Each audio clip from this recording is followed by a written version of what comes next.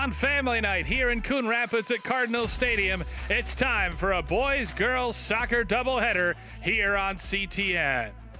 Good evening, everybody. I'm Bill Huff coming to you from Cardinal Stadium as the Cardinal boys will be the first up on the pitch here tonight. They'll be hosting the Anoka Tornadoes. Tornadoes come in with a record of 1-1. They won their opening game over Elk River 3-0 and then fell 2-0 to Osseo in their last game. They're a very young team.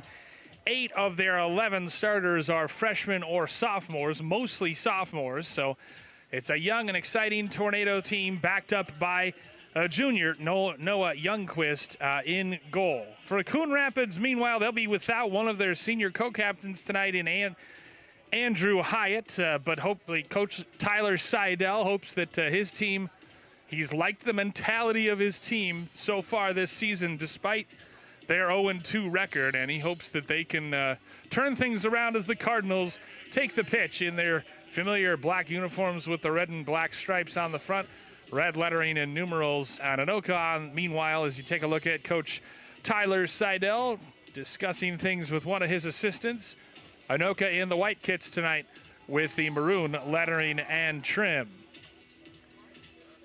Big focus tonight will be Luke Rising, the goaltender for Coon Rapids, as the Cardinals get set to kick things off here in the first of our boys-girls doubleheader. Anoka and Coon Rapids in a Northwest Suburban Conference clash. A severe thunderstorm watch is underway, so a lot of clouds, bit of sun, but overcast as well on this warm and muggy early September day here as the Coon Rapids Cardinals look to pick up their first victory of the season.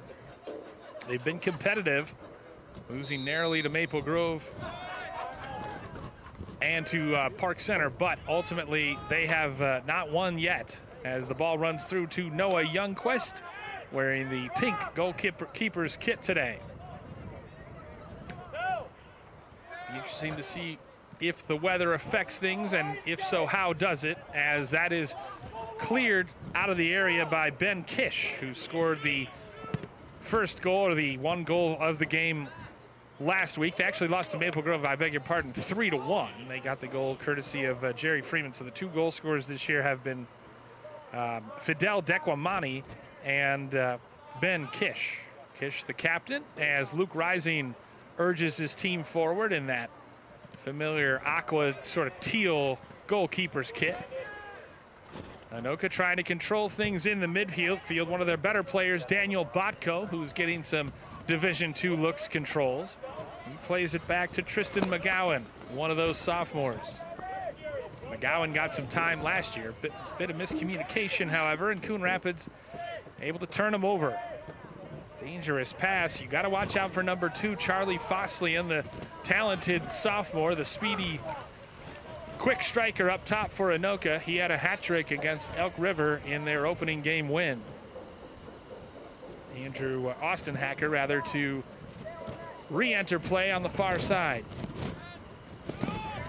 Girls game to follow, and it'll be a tough one for Coon Rapids. Anoka off to a flying start at 4-0 this year on the girls' side. Battle for it at midfield.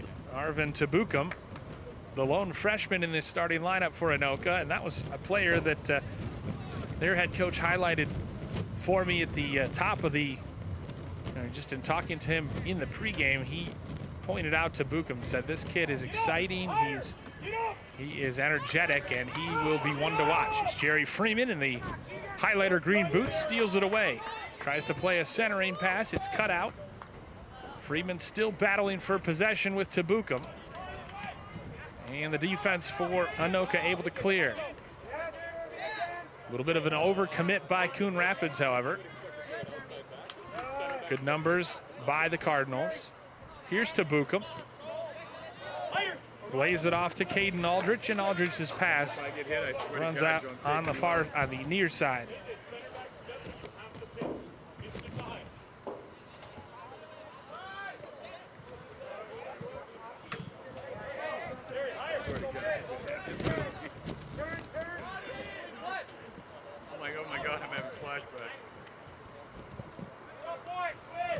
Bounding ball settled at midfield. and played back as the defense for Coon Rapids calmly knocks it around. Good possession this from the Cardinals. Lumped forward by Mitchell Gobranson. Keegan Anderson goes sliding to the deck and comes up empty. Here's Bodko for McGowan. That one deflected out of play in front of the Anoka bench.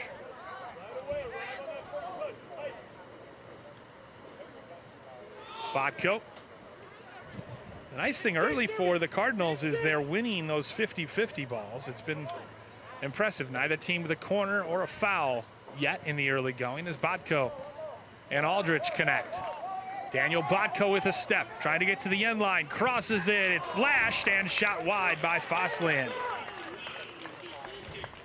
Sophomore Charlie Foslian put himself in a good position for the cutback, but ultimately fired it wide of the net.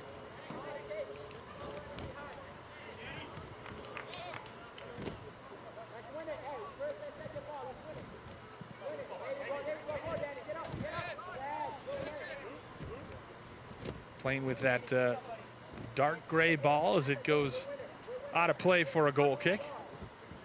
You know, they talked about it being a severe thunderstorm watch, but it seems like it is clearing up actually and getting progressively sunnier, so maybe no rain after all.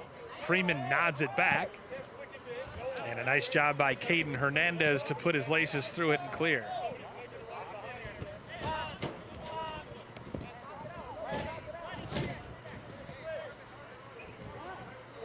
A battle in the Northwest Suburban Conference here tonight in Coon Rapids. McGowan steals it away. Tristan McGowan still going, nutmegs a defender, drags it to the end line. Now dancing with it, trying to get past his defender, and he can't. It's cleared out. You can hear Tyler Seidel barking out commands. Nice job by Ben Kish to recover for Coon Rapids.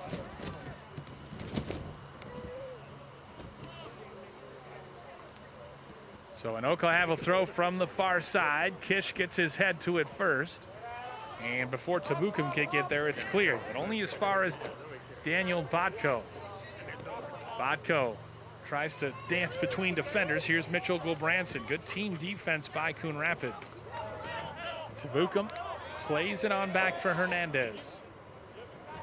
We'll lay it off for Vlad Varney, another one of those precocious sophomores. The coach was saying that they had 7 sophomores that probably would have played that quit, and then just more showed up. So a lot of youngsters, talented youngsters at that, in the Anoka program. Tabukum a little too heavy on the pass, looking for a cutting Aldrich. Both teams trying to assert themselves in the midfield as we're a little more than 6 minutes gone by. And still scoreless. Here's Foslian. Good feet in the midfield, and a first foul of the game goes the way of Anoka.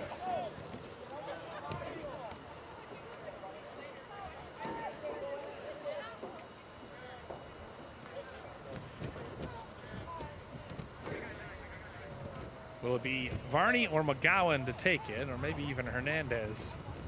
Looks like McGowan. Some decent height in this Anoka side. McGowan to the top of the box, knotted down, back for Bodko.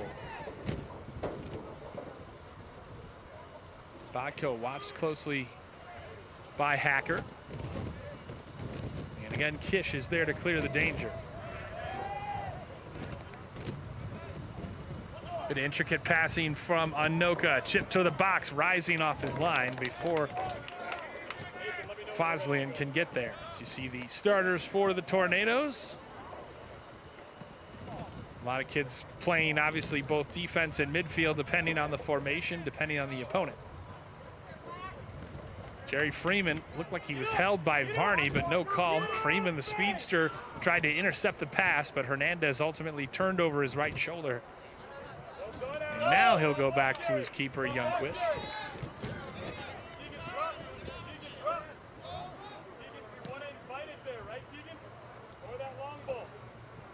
Hacker takes it away and knocks it away from Noah Alquist, the sophomore.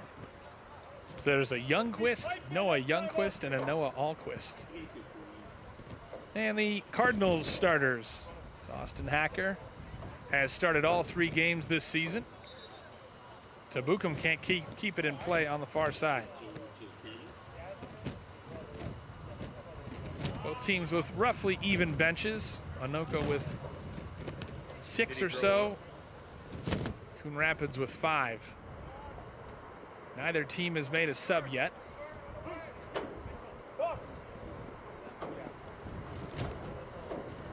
But this is better from Coon Rapids. Freeman again held by Varney, but the flag is up. And it is going to be a foul. They get Varney on the foul. That was a good spot by the side judge because Varney has been holding Freeman. So now a real chance here for Coon Rapids with the ball just outside the edge of the box. Kind of a dumb, kind of a silly, needless foul committed by Varney, even though Freeman had a step on him. Freeman just seems to make the right runs. So now it gives a chance for Coon Rapids to do something.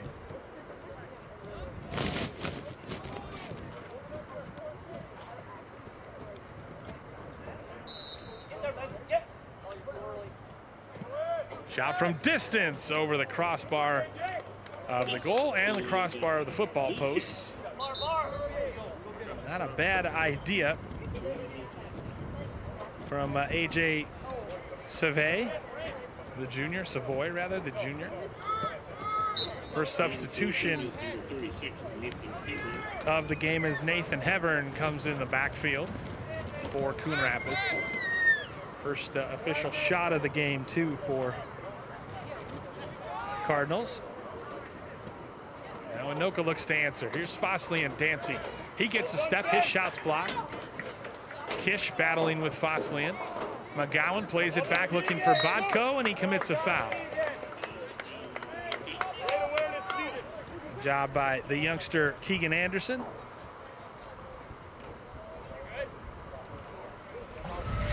As you see right there, Bodko just knew what he was doing, reached out the arm, wanted to stop the Coon Rapids counterattack. Kish lumps it forward.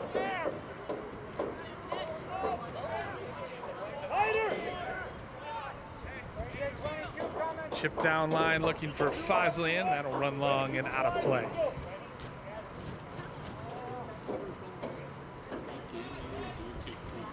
Charlie Foslian, as we said, just a real quick kind of lone striker up top, works his socks off, and obviously knows how to put the ball in the back of the net. A hat trick in his first varsity start against Elk River. Keep it up, Mitchell. Keegan, thank you. Left mid, Keegan. Noah Akasip warming up down below for Coon Rapids. Left mid. Left mid.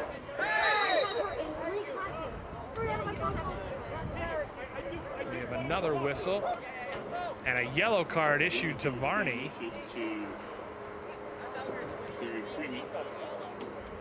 Oh, I beg your pardon, to Jerry Freeman. I don't know if he's getting frustrated with Tabukum there. Kind of, the ref indicated that he threw an elbow. So now that means Freeman will have to come out, as you see Kish talking to the ref. Hey, Layden, get in front of the ball right now. And I think Freeman is just frustrated with the lack of, with the physical play up top, and so he responded in kind, and he goes in the book here at the 28-34 mark.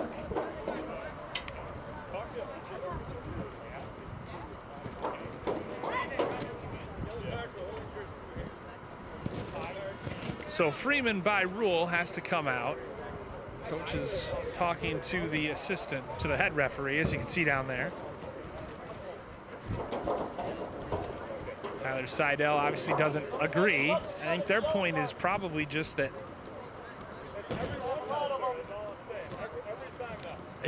every time Freeman tries to make a run, he's being grabbed and held, and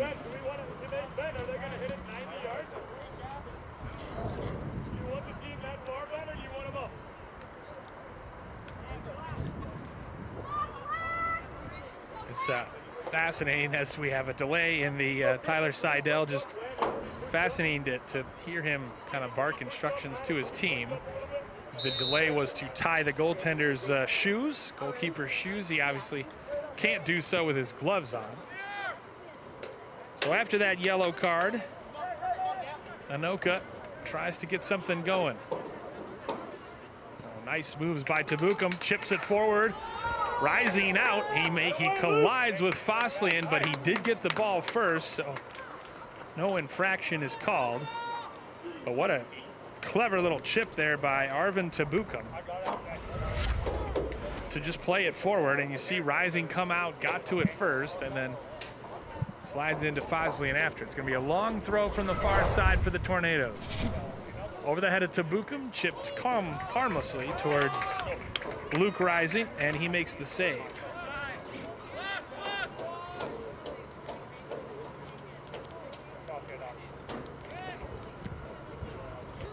That was nodded toward the goal, but didn't have much power on it.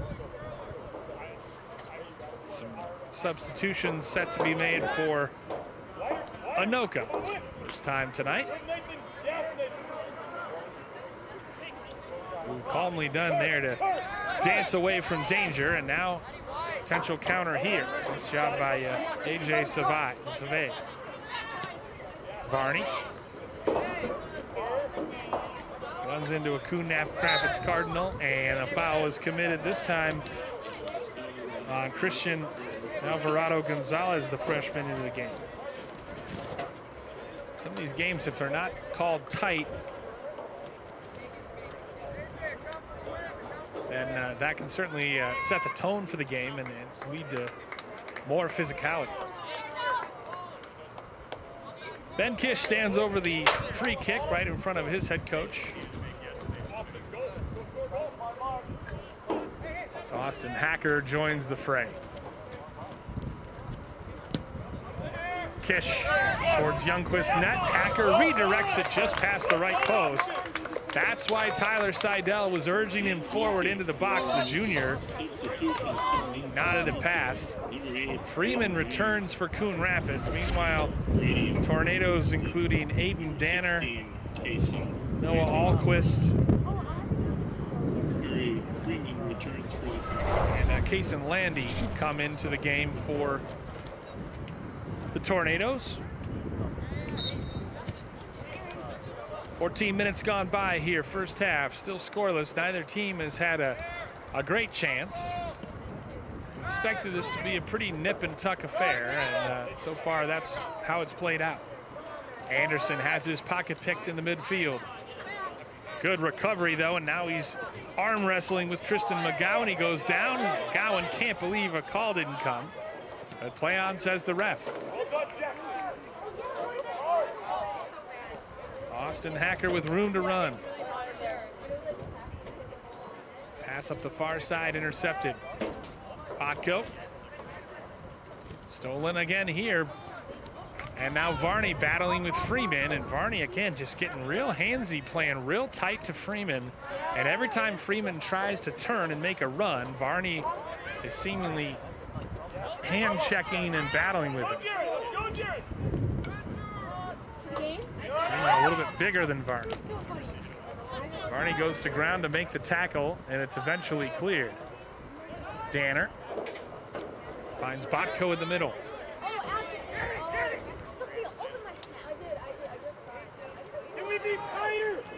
Danner chips forward.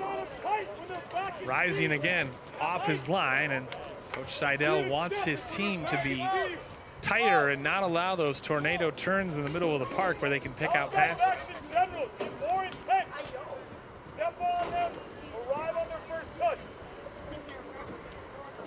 Wants those 50-50 balls to be better contested, and that's certainly something that in talking to him pregame, he said he didn't have any issue with this year so far. The mentality, they just have to have the finishing touch there, and they've had some little bit of luck.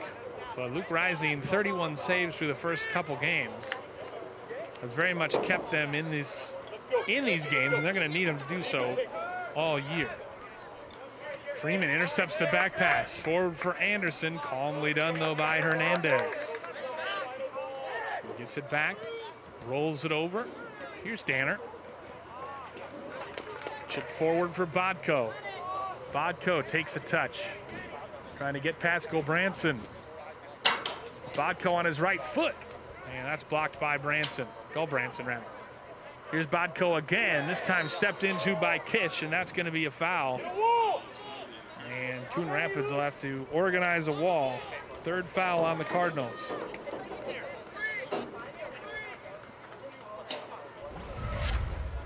Has nothing cynical about that. He just was trying to get in and make the tackle. And now this is an opportunity where Anoka can go for goal right here. Caleb Guimont, another talented sophomore preparing to enter the game for the first time for Anoka. Will it be Bodko or McGowan or Hernandez? Looks like it will be Hernandez. Low into the wall. It's deflected by the wall. Anderson rather, lets it run, and it goes out of play for an Anoka throw. McGowan comes over to throw it from the near side. As Varney gets a rest. And Alvarado Gonzalez returns for Coon Rapids. Nearing the midway point of the first half in this scoreless draw. Bounding ball, cleared away, but not far. Shot from distance, tipped over the bar beautifully by Luke Rising. Marek Koziesny absolutely lasered that one with his left foot, and it was heading to the top right corner before Rising tipped it over.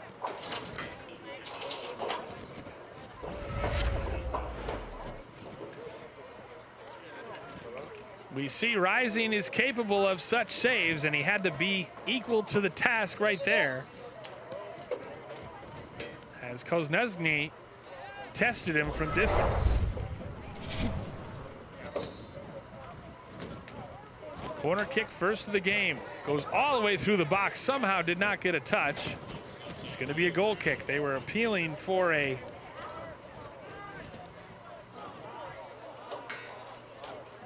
another corner on the far side, but ultimately it was just ruled a goal kick. Biggest save of the game right there by Luke Rising.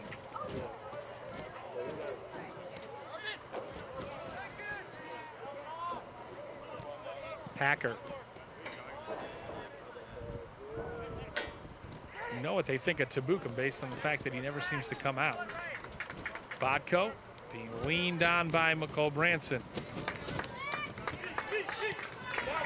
Great effort there. Actually, that was Jackson Young who really showed out.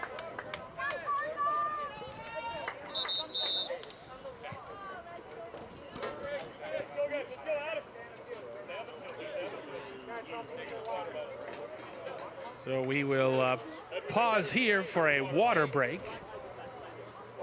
The hot temperatures mandating the water break come, and I guess they're going to do one maybe midway through the half, so each team will retreat to its benches.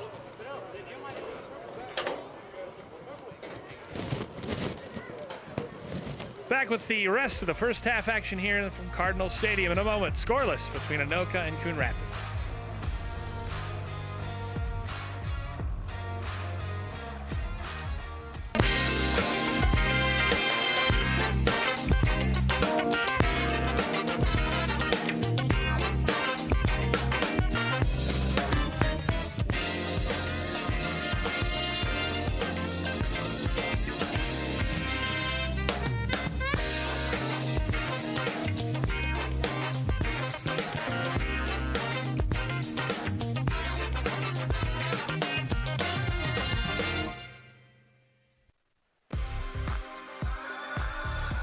Family night here in Coon Rapids tonight as Anoka and the Cardinals do battle. stoppage in play. Unusual in the game of soccer, but it is a designated water break for both teams to combat the heat and humidity that has been stifling the Twin Cities metro area in the last week or so. Good news, it's supposed to break starting tomorrow. It'll be 68 as the Tornadoes talk things over. As we said, a very young but pretty talented team. A lot of their bright stars are sophomores or freshmen, mostly sophomores. 8 of their 11 starters are sophomores or freshmen. Even their goalie, who is pretty experienced, started the last couple of years, is a junior. So decent crowd on hand here. Girls game to follow immediately at 7, as they tend to do these days. The boys-girls doubleheaders. Rain has held off so far, and it looks like it might just be kind of warm and windy. As you look at Arvin Tabukum, who has looked like a bright spot. Has not troubled the goalkeeper yet, but he has been bright.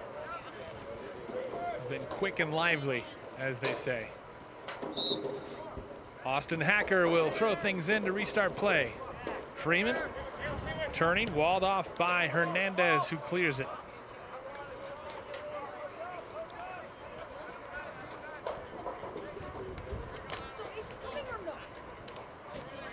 And Rapids just trying to possess a little bit more as Bodko. Good footwork to get free. Tabukum. Back to Bodko. Good little 1-2. Daniel Bodko charging forward, takes a shot. Rising pushes it over the end line. Diving low to his right. Luke Rising got 2 paws to it and forced the corner kick.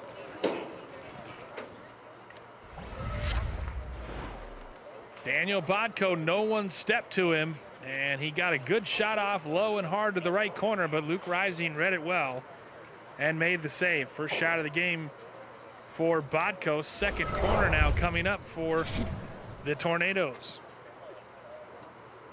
High looping corner, collision in the box, and it goes out of play, and it's going to be another corner on the other side for the Tornadoes.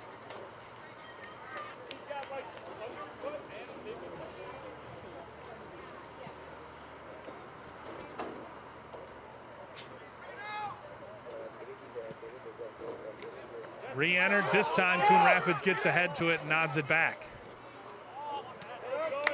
Intercepted well there by Hacker. This is why you push out. Alvarado Gonzalez bothering Danner. Freeman on the turn. Good little 1-2. Alvarado Gonzalez back to Freeman, or trying to. Good recovery though by Hernandez. Danner tries to keep it in on the far side and can't.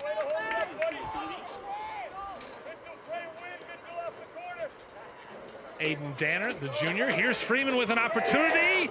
Outside of the side net. Oh, so close. Such a good chance there.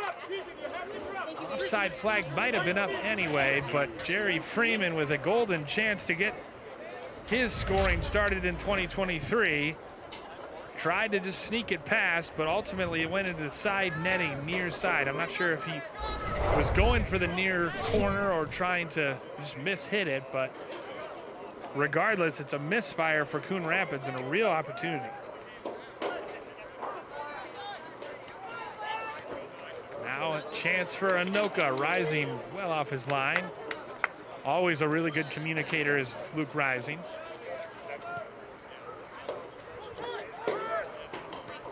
Shots officially, according to the scoreboard, 4-0 in favor of the Tornadoes. That was a fantastic chance, though.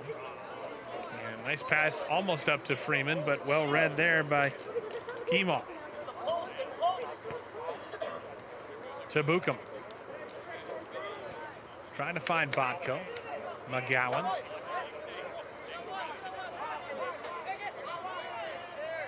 Gavin Sewell, first time we've called his name this evening. Here's Bodko with Gilbranson on his tail. Anderson. Oh, good pressure, good pressing to force the turnover. Hacker can't keep it in play. And that's the kind of thing that doesn't show up in a score sheet, but as you see, the rare Case and Landy, the rare glasses wearing player. He goes out for Charlie Foslian, who returns. Sewell to the back post, and Rising will just watch that bounce harmlessly over the end line.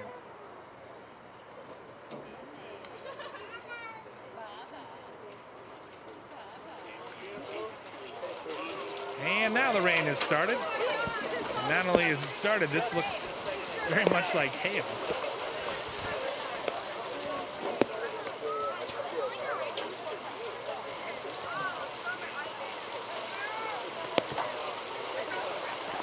Good thing Mike Tannenbaum's down there with a big covering over his camera at midfield. You can hear it on the broadcast. Rain, the people getting out their umbrellas as Alvarado Gonzalez overhits it and Youngquist comes to claim. That's where you need just push forward, tighten up a little bit. We told you at the top of the broadcast there was a severe thunderstorm watch underway. So we'll see how long they decide to play. Obviously thunder and lightning would change things. Good little give and go for Anoka, but pass was overhit. Anderson, Sewell tracks back to cut off his path and take it back. Let's go. Derby, let's go.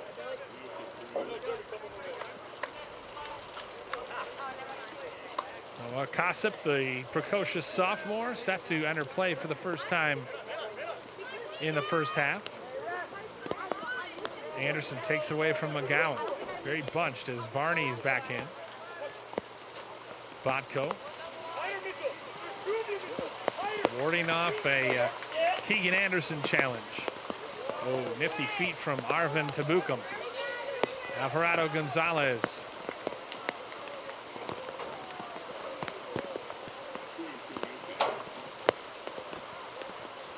You can see the rain on our broadcast really starting to come down here at Cardinal Stadium.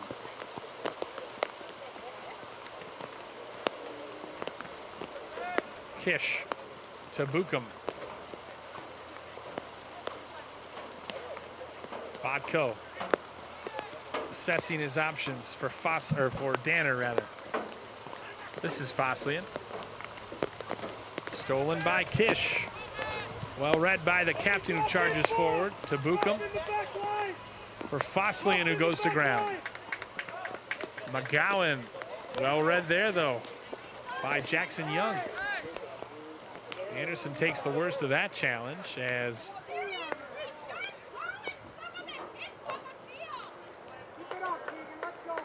Tyler Seidel just his head on his hands as the ref is indeed letting them play, especially the tackles after the ball has been sent.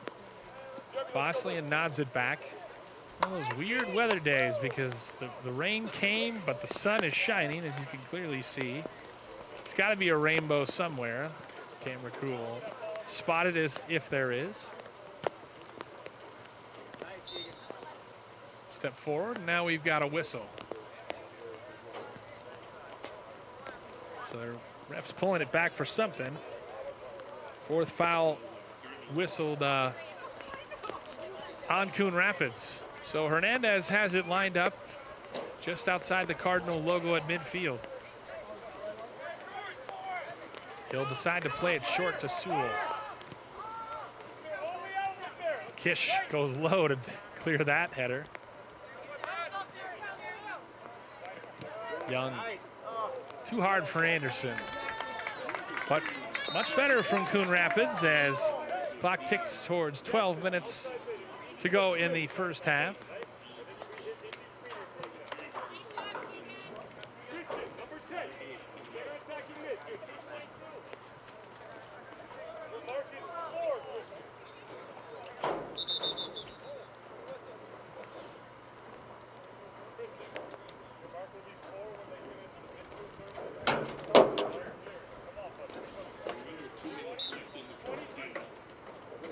Couple subs in the game for both teams. Acosta. Oh, nice find. Great touch on the ball for Freeman. Jerry Freeman with a step. Good recovery, though, by Hernandez. Here's Acosta. Outside of the boot. Right idea, just couldn't quite pull it off.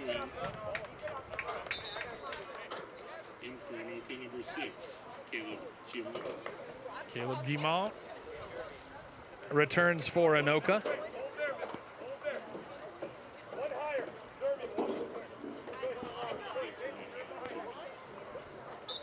Replacing Sewell. Flicked on always as far as Hacker.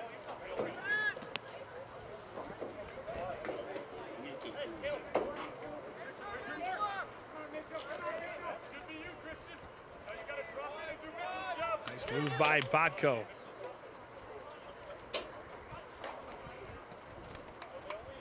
Drops it off for Kozneski.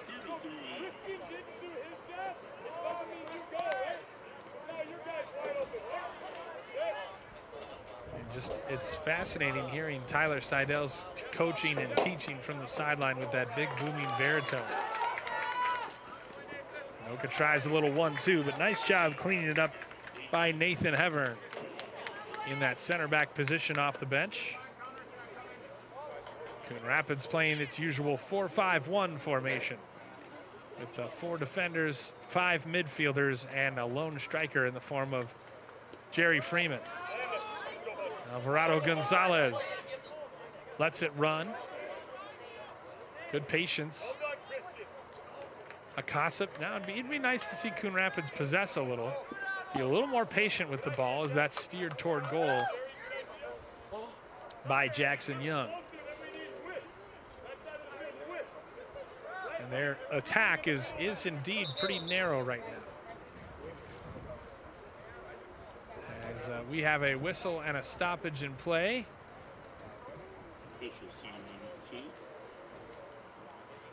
And a tornado is down on the far side.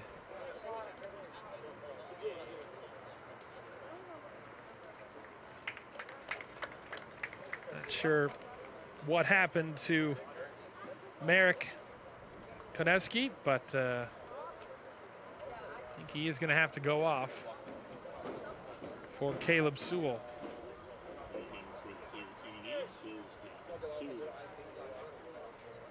He just gotten the wind knocked out of him.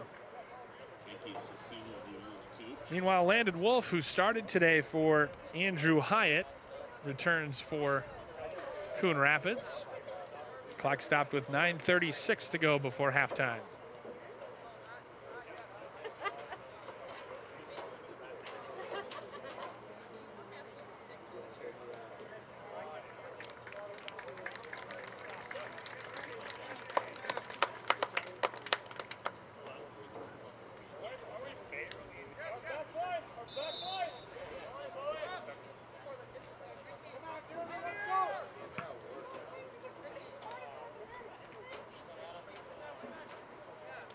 Danner. In the middle for Aldrich. Foslian taken off his toes. Nicely done by Hevern.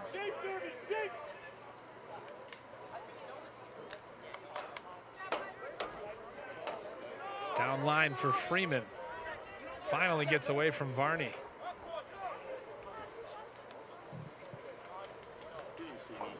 Well, the rain came for about 2 minutes.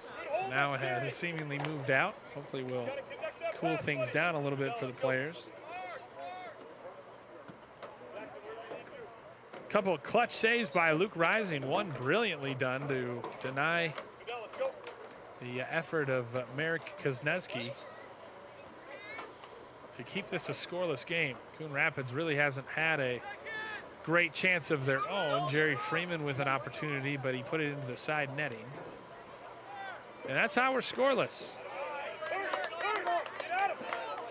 Good slide tackle, and Aldrich just stayed down from that one. And meanwhile, a foul committed on Acosta, 40 yards from goal. Just the one card issued so far. And that one was definitely late. Varney has yet to receive a card.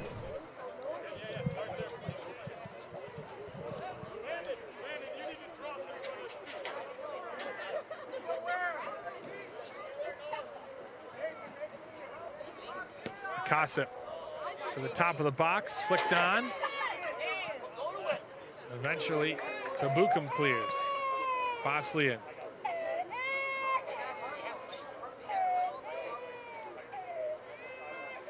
Landon Wolf. Hacker.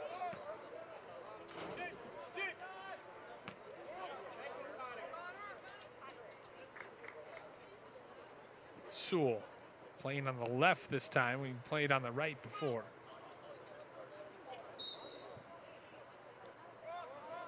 Danner mixed up on the far side and he went down.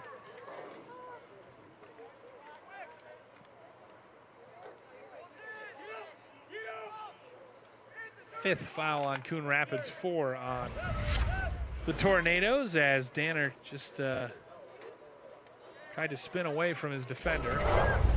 Here he is again. Akasa tries to do a little Cruyff turn. Punched forward for Freeman to run onto. Toe pokes it past Hernandez, but the touch just a little heavy. And that allows Youngquist to get onto it. Getting late here, first half at Cardinal Stadium. No score between Coon Rapids and Anoka.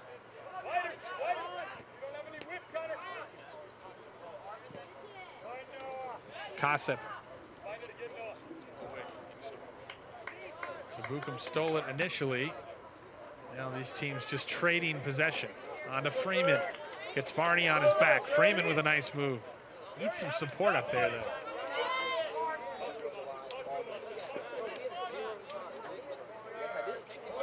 Taken wide in the first corner of the game for Coon Rapids coming up.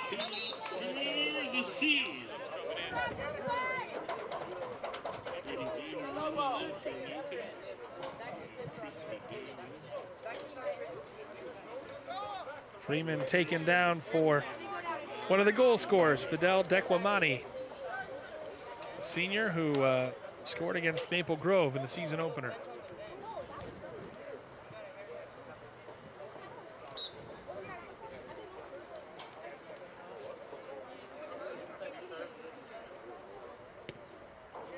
From the near side, the corner comes in, and Dequamani buries it!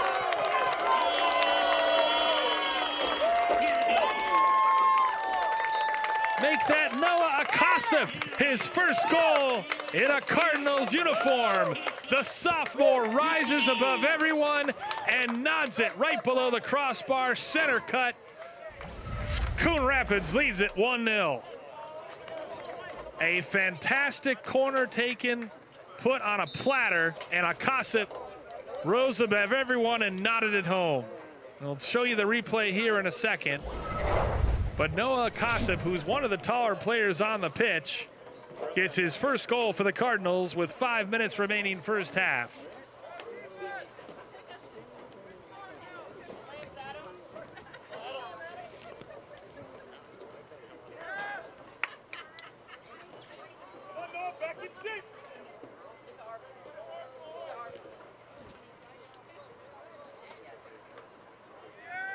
A header from a set piece, the first one of the game, and the Cardinals take advantage to take the lead, 1-0. Pretty against the run of play. Anoka's probably had the better chances, but ultimately the Cardinals have the 1-goal lead.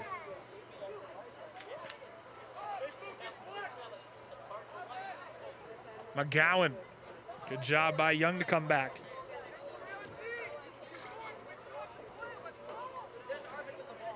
Tabukum tries to hit Foslian. Colin appealing for a handball, waved away by the ref. Dequamani.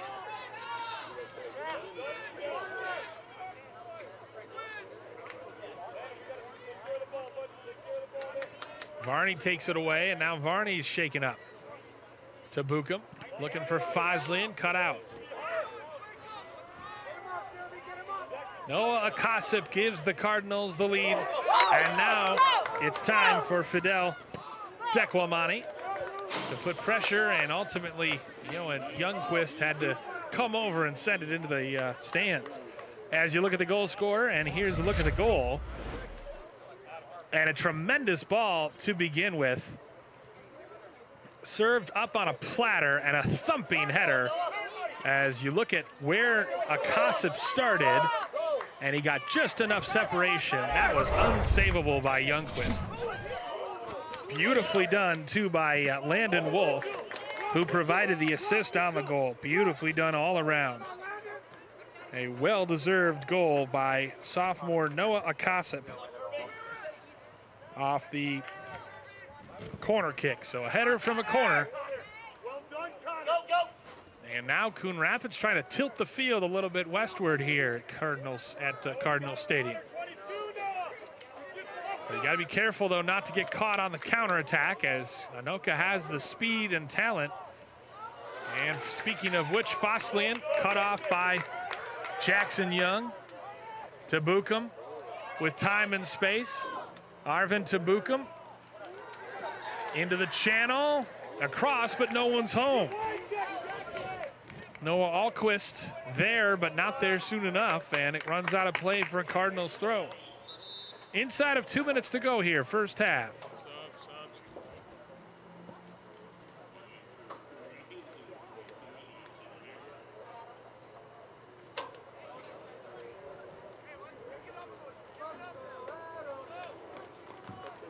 Austin Hacker returns for Adam Kish.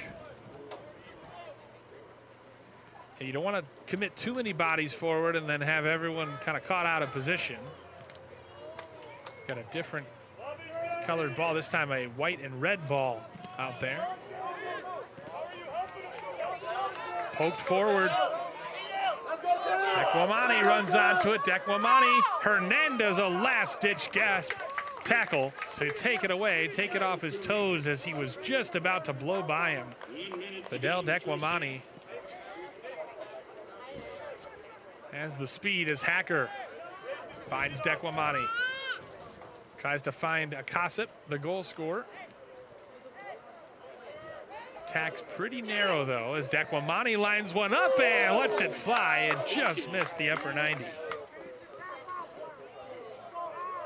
As we take a look at the tremendous defensive play here, Dekwamani, Hernandez needed to be right on that tackle. Otherwise, that's probably it's at least a yellow, maybe a red, and certainly a goal-scoring opportunity if he doesn't get the ball. Here's Dekwamani for Young. And now Coon Rapids looking like the more threatening team. Young's shot, not much on it. Youngquist will try to get one more push forward for the Tornadoes.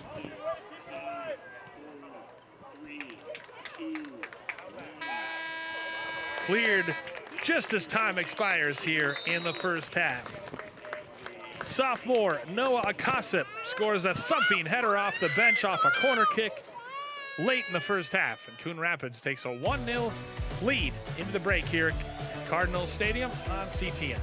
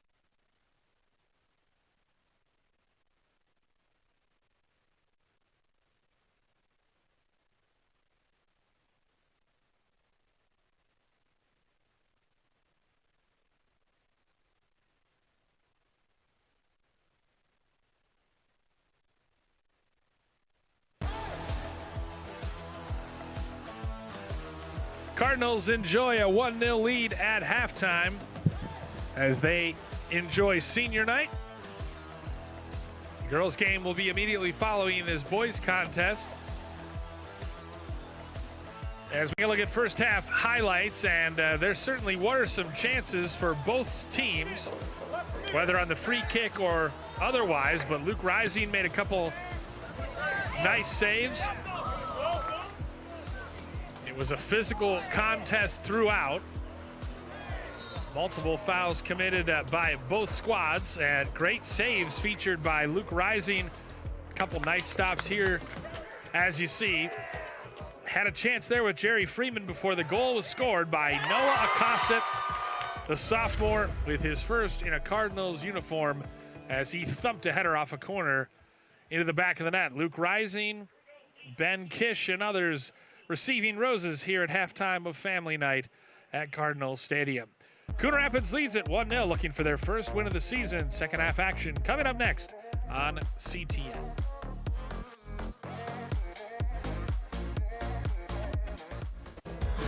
As you know, CTN's on YouTube, and we're on in a big way. We have thousands of videos online to help you stay connected to Coon Rapids on any device, at home, or on the go. And it's because of your faithful viewership that we can celebrate 10,000 subscribers to the CTN YouTube page. Thank you for your support as we continue to keep you connected.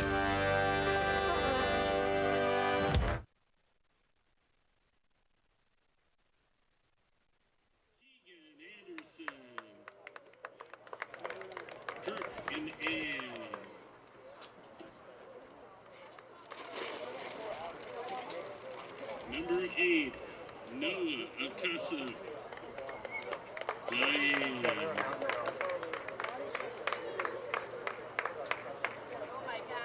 Number 9, Mitchell Gulbranson. Jason and Don.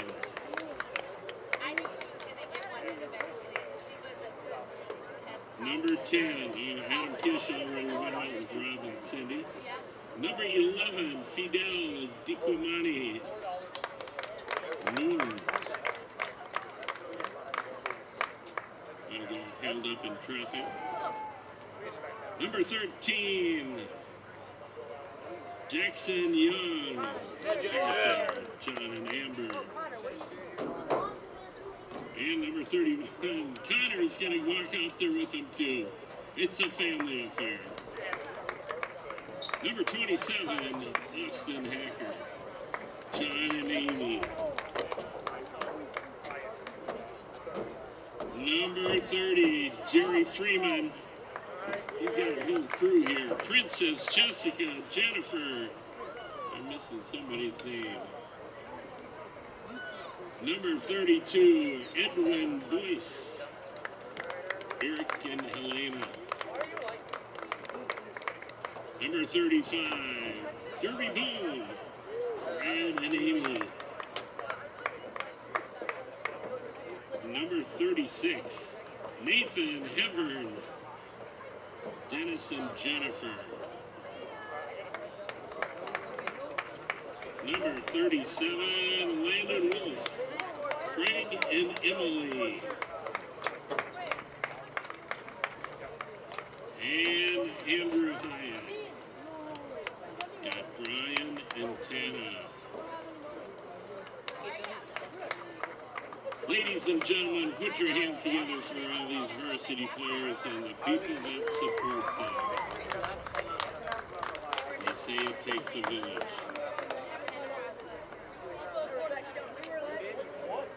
Thanks for coming out for Parents Night.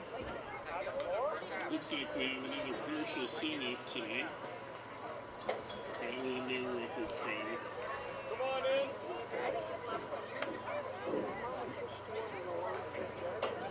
I would advise sitting a little closer together and save body heat.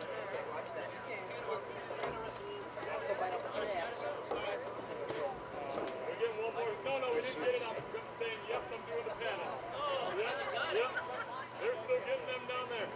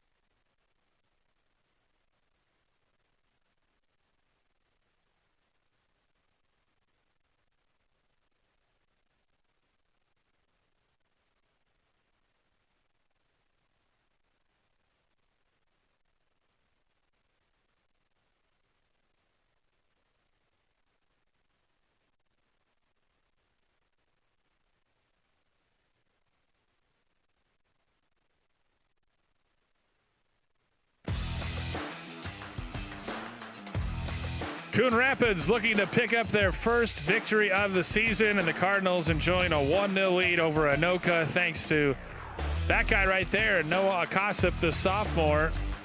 Thumped home a header from the only corner of the game for Coon Rapids. Beautiful delivery by Landon Wolf, and that's how Coon Rapids enjoys its 1-goal advantage as we get set to start the second half here at Cardinals Stadium. Luke Rising made a couple of tremendous saves in that first half for Coon Rapids as the two teams swap ends of the field.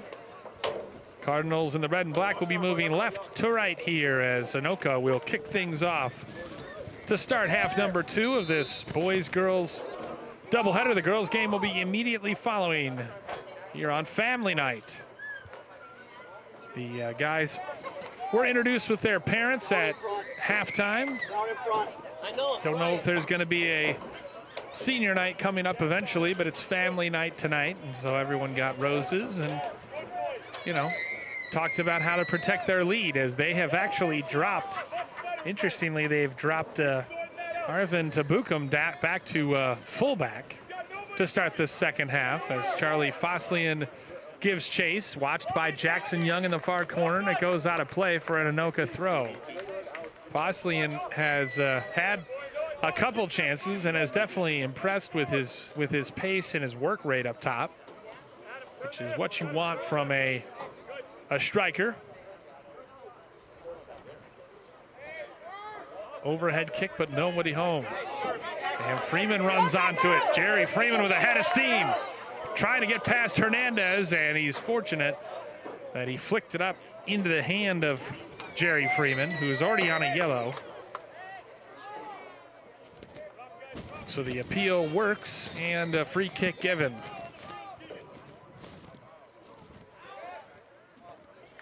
Akasip, who seems to be a good header of the ball, clears that one for Coon Rapids.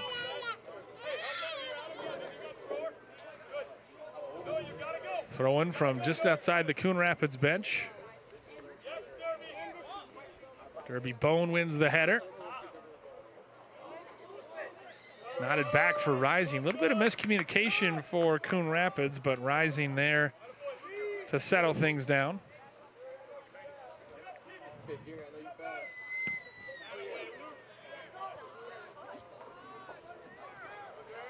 Freeman somehow latches onto that one. It's surrounded by white jerseys, and they ultimately clear the danger for Caden Aldrich.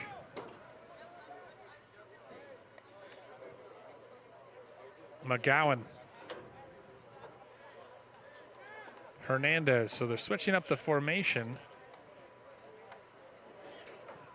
Now Tabuka more in a central role, but he started out as a fullback. Freeman takes it away from him. Good strength by Jerry Freeman. Tries to split a couple defenders and does. He's being hassled from behind, and that's got to be a foul into Hill. Freeman fought through multiple tackle efforts, and the ref finally pulled it back and called a foul. I'm not sure what else could be appealed for. As you look here, he splits defenders, and then they basically just grab him. Varney's pulling on him. Hernandez gets a shirt tug. And I believe that is going to be a booking for Hernandez, and rightly so, as Freeman has had his jersey pulled all game long by either Varney or Hernandez there in the backfield. So that comes at the 37-13 mark, second yellow of the game issued. And that's definitely one of those accumulation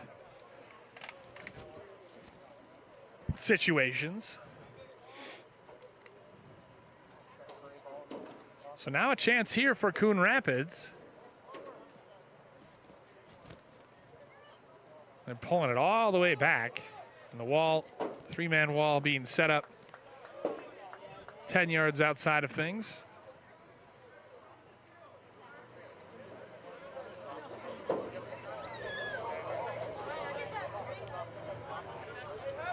AJ Savay over it.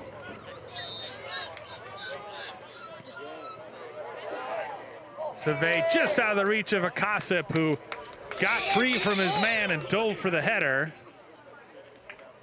Maybe looking for a foul to the ref, but ultimately none coming, so it goes out of play.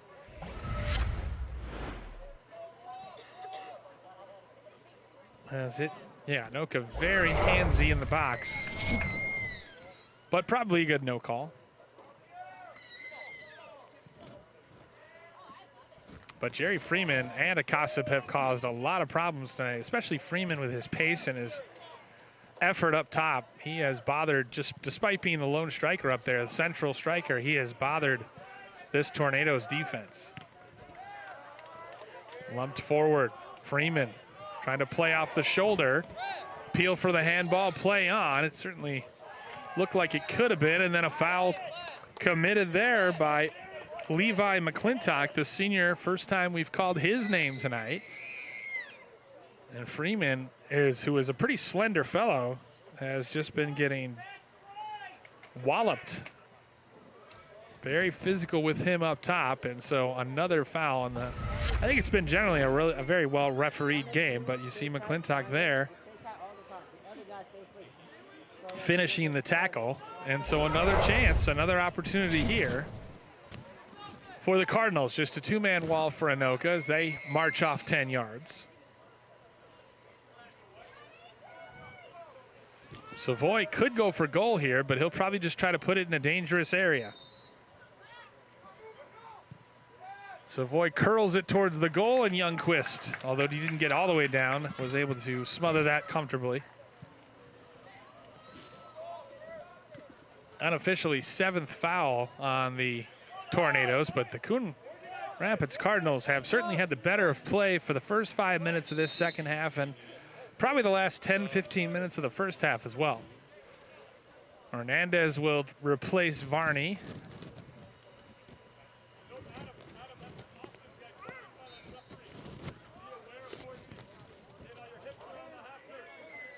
So now Hernandez and Freeman both on a yellow. Tabukum, little give and go. Tries to chip it forward, but Austin Hacker cuts it out. A lot of time and space for Botko. Tries to curl it for Foslian. Tabukum. Kasip gets there just ahead of him. Tabukum's got some really quick feet, good instincts. Here's Botko. Got to close him down. Botko plays a ball, and it'll be just a bit heavy. He was looking for the run of Caden Aldrich, but just a little too far for him. Not many offsides tonight. Not many corner kicks either. It's been very kind of played through the middle. Very narrow attacks for both teams. Kasip.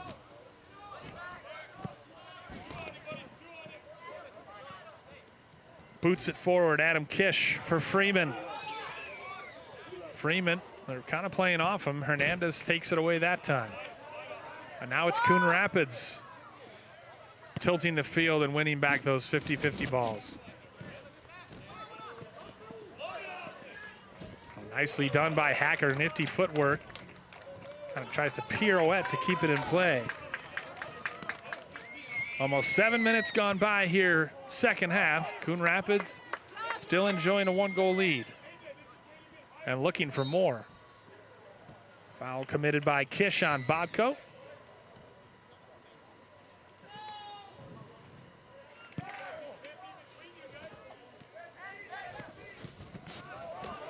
Oh, played forward beautifully into the path of Anderson. Anderson looking for Freeman, and he just looks gassed. Freeman's been making so many diagonal runs as that lone striker up top, and he just looks tired.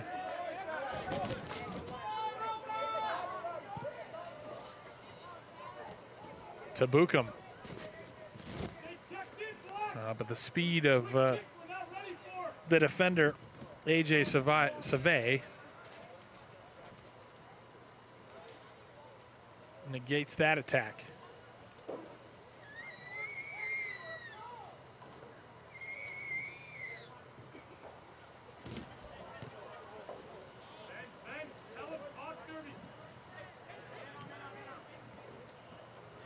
Step in front of Akasip, Bodko. In the middle for Hernandez. Looking for McClintock. Taken away, though. Now here's Freeman. Freeman able to get past. Anderson, or Hernandez rather, recovering. And Hernandez can't go forward as much. Now Freeman tries to draw a foul on him, but can't. Anderson drops it off for Freeman. Freeman, good recovery. Very narrow as Anderson tries to keep feeding Freeman up top. Still in the possession of the Cardinals. The second goal here would be massive. Anderson, a little 1-2. Finally swept away by McClintock.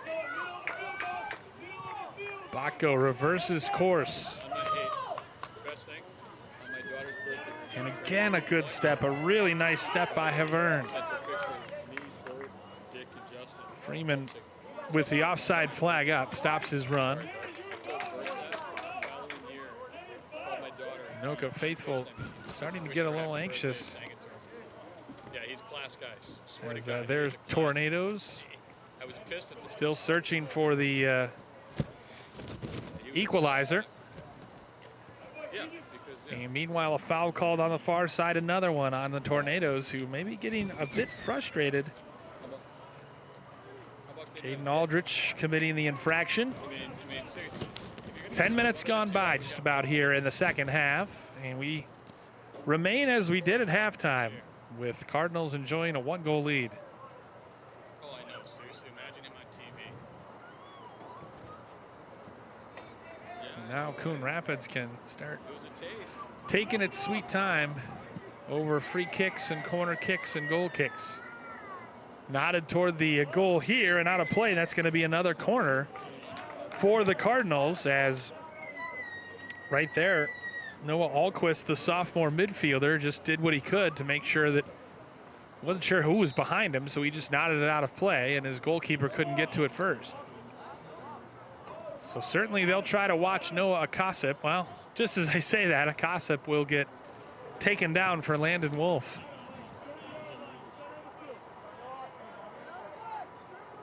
Looks like it'll be taken on the far side as Akasip goes out. He, of course, scored the lone goal of the game off a header. Another beautiful header here. Tabukum gets there before Wolf can.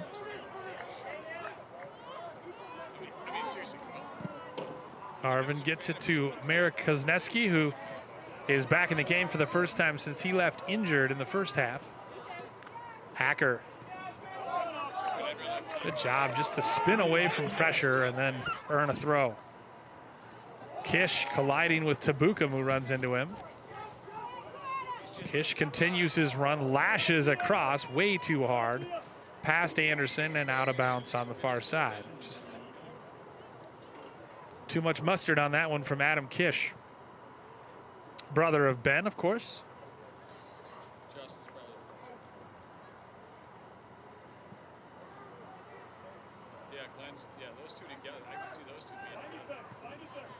Trying to find Freeman, but Hernandez intercepts.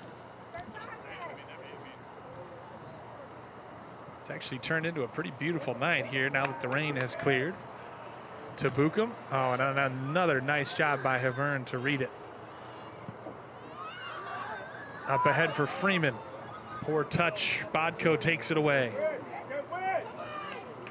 Bodko watched by Kish, who's worked his socks off this game. And that will indeed be a foul on Adam Kish as the Kish brothers converge. So again, that's going to give Anoka a decent chance in a decent area. By my count, 8 fouls on Anoka, 7 now on Coon Rapids. As Luke Rising organizes his defense. It is pretty far out, but free kicks can always lead to something.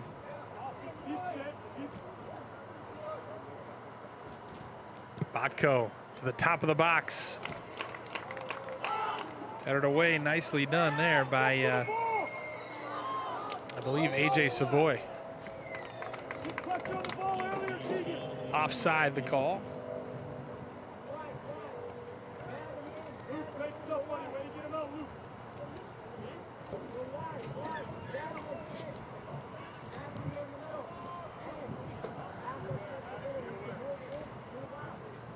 Taysom Landy set to re-enter.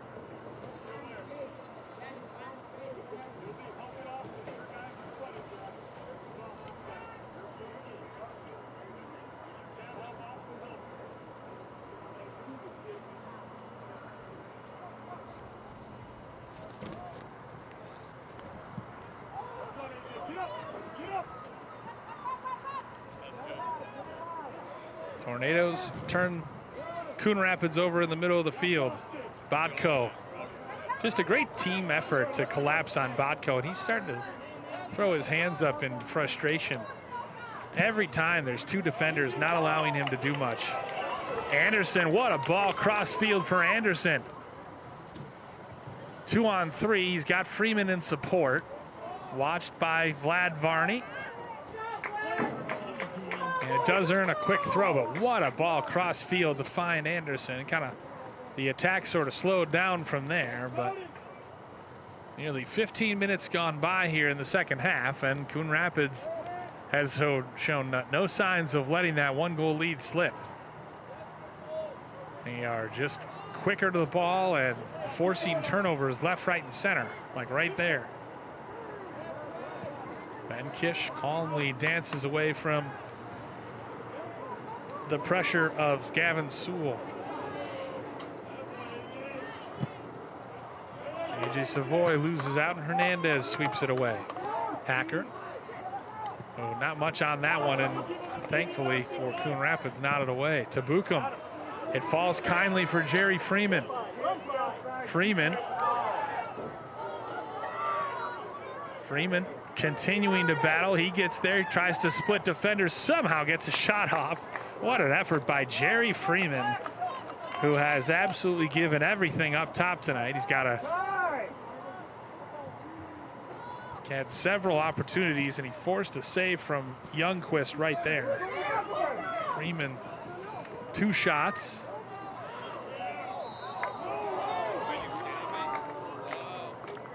Kish called for a foul now, and now the fans starting to get agitated at the physical play and no call, but Charlie Foslian earns the kick, the free kick for Anoka.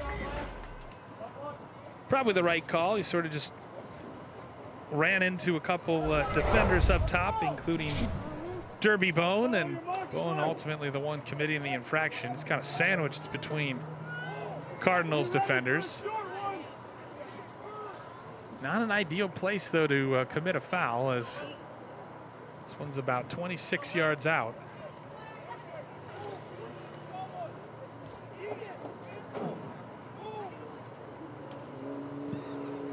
And that one always rising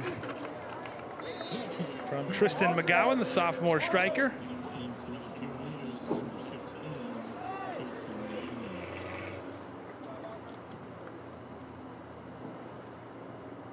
Aldrich taken down.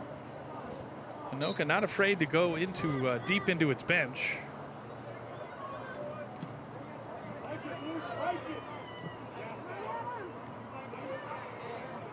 Bodko. Expect to see a determined Bodko in the second half. Beautiful ball over the top, and there's a shot. It's always rising, though, and it goes over the bar from Noah Alquist, who just re-entered the game. Alquist ran onto it. A great ball from Bodko. And I think Alquist probably had time to take a touch, but instead he decided to lash it on the half volley, and it skied over the bar.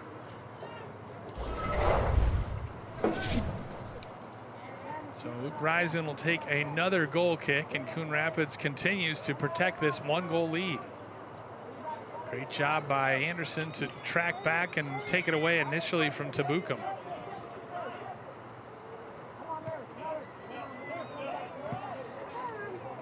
Seen a lot more in the second half of McClintock and Koschesny. Kaneski's pass intercepted.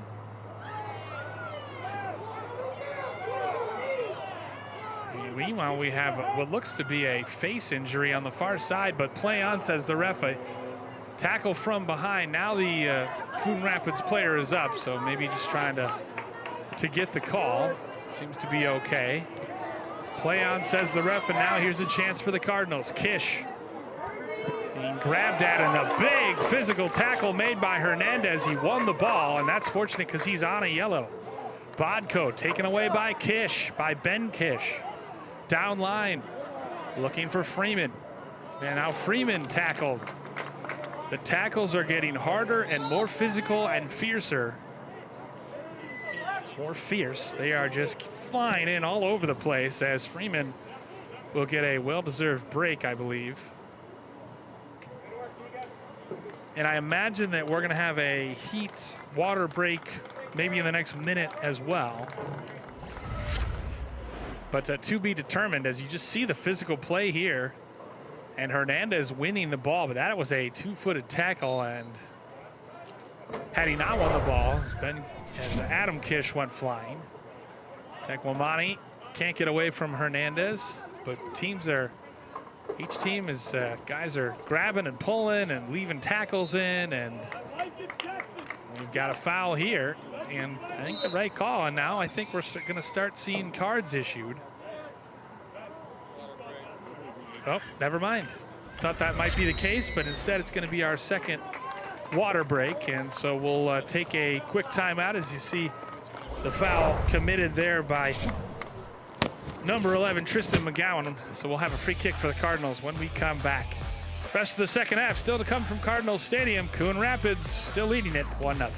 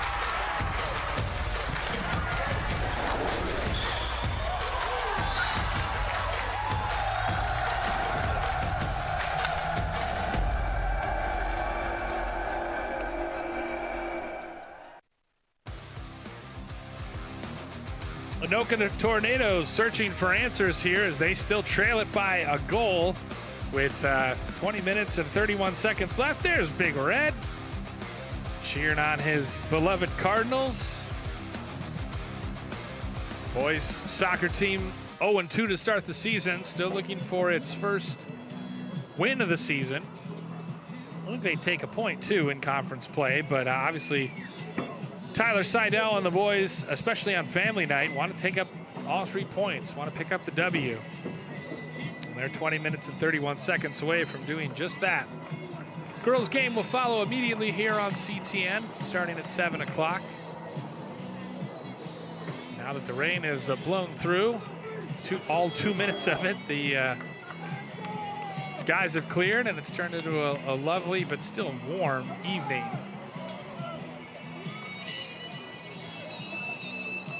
The Cardinals will have a free kick out of the water break timeout.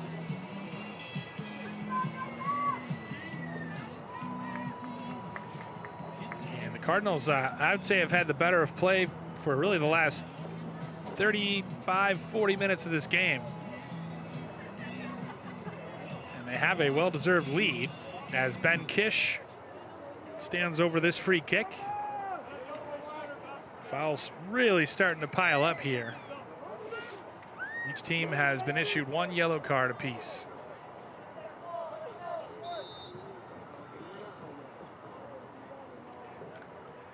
Kish to the back post, over the head of a leaping Cardinal. Oh, it was right there, and it was a free runner as well. His brother, Adam. It almost was Kish to Kish, but and we had a runner on the far side as well, but just mistimed his leap. Now Charlie Fossley and the sophomore trying to do some work up top. Rising comes out and Sweeps away the danger. A little bit of a miscommunication back there by the Cardinals. The captain, Luke Rising, able to come in and clear the danger as Varney comes over to take the throw.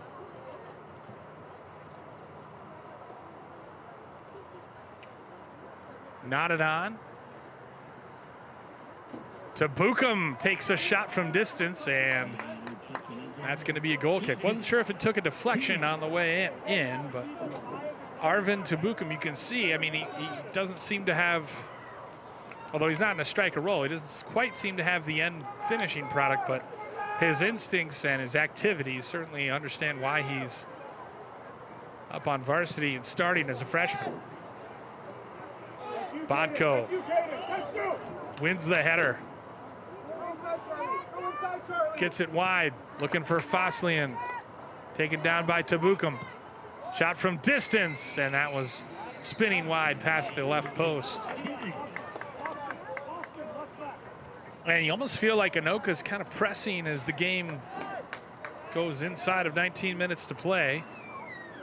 Luke Rising and the boys will be happy to have Anoka take shots from that distance.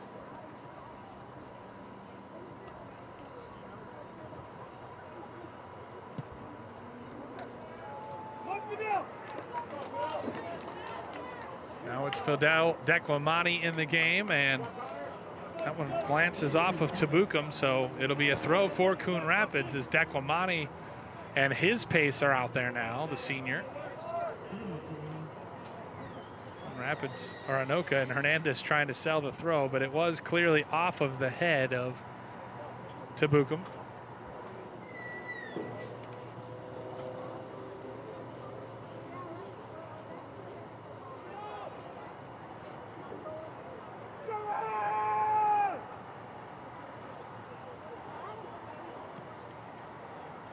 Tabukum comes in, he's played central mid, he's played fullback, and again it's going to be a throw for Coon Rapids. And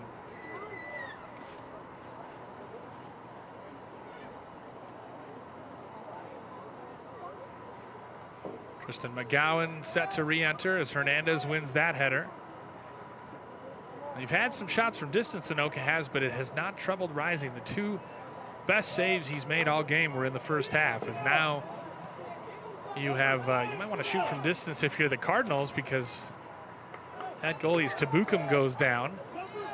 But play on, says the ref. Noah Youngquist is staring directly into that setting sun.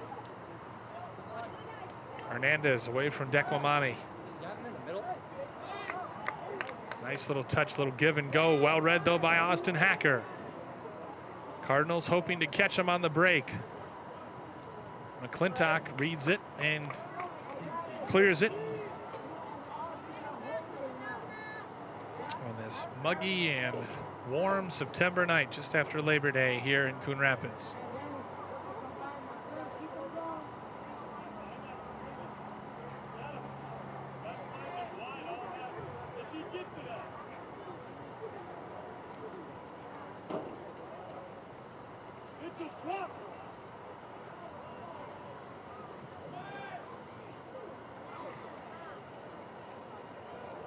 Again, a throw for the Cardinals on the far side.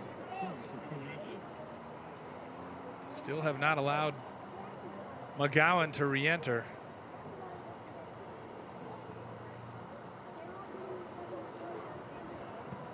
Hacker, hard charging. Great effort by Adam Kish, who's trying to read it now and get to the sideline first, and a nice job. Play on, says the ref. That's actually Connor Young, the sophomore midfielder, who is throwing himself about. And it did run out for a Anoka throw. Now we've got a whistle and a stoppage in play. Substitution sees Case and Landy go off.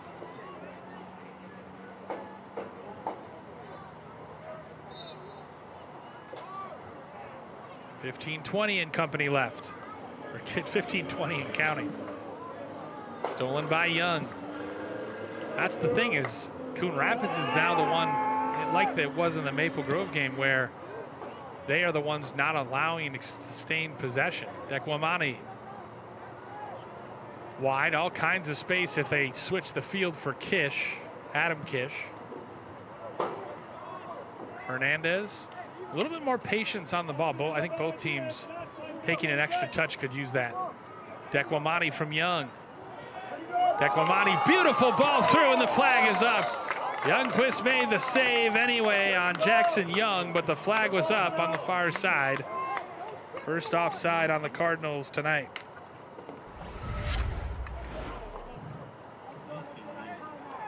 Hard to tell from that replay if he was indeed offside, but it's plausible as the pink-suited goalkeeper robbed the pink-shoed Jackson. Jackson with another chance. McClintock clears it, not much on it, but it works. Hernandez hounded by Dekwamani. Young for Kish.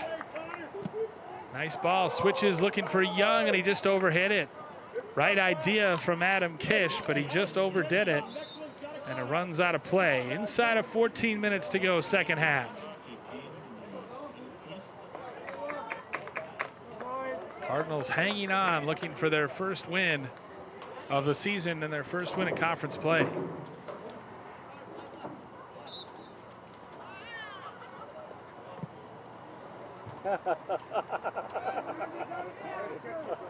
Charlie Foslian has been held in check as Varney collides with Young, and now both players are out worse the wear. It looked like Young kind of, I don't know, I'd have to see the replay. It looked like Varney collided with the back of Young, as Young has a significant height advantage on, but now they're going to need a substitution. So it looks like Marek Koneski is going to come in. So he braces into his back, and no, they do collide heads. The head action, the backwards head action of Young, and now you do not want to mess around with concussions here.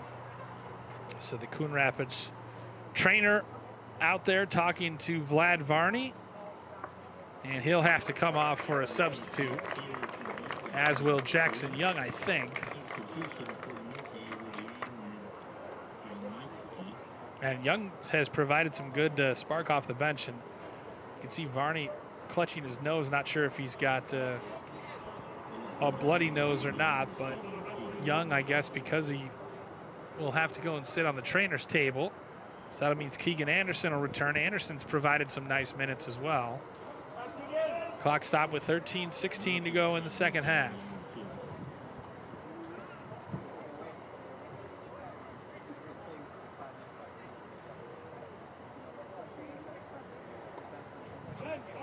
And a good call by the ref and others to stop the game. And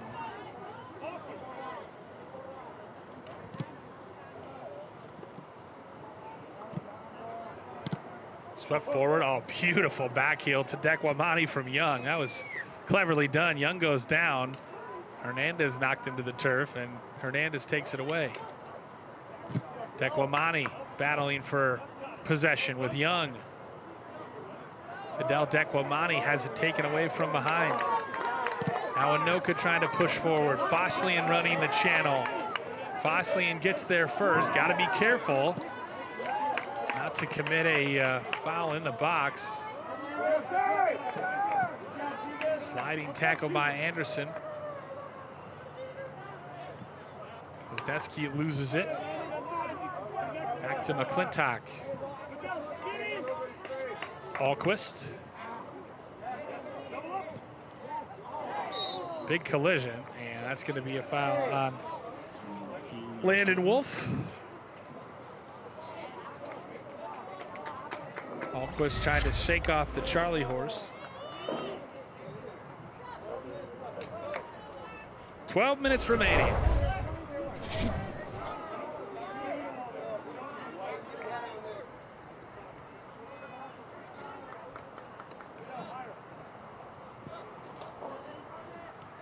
Alquist standing over this free kick.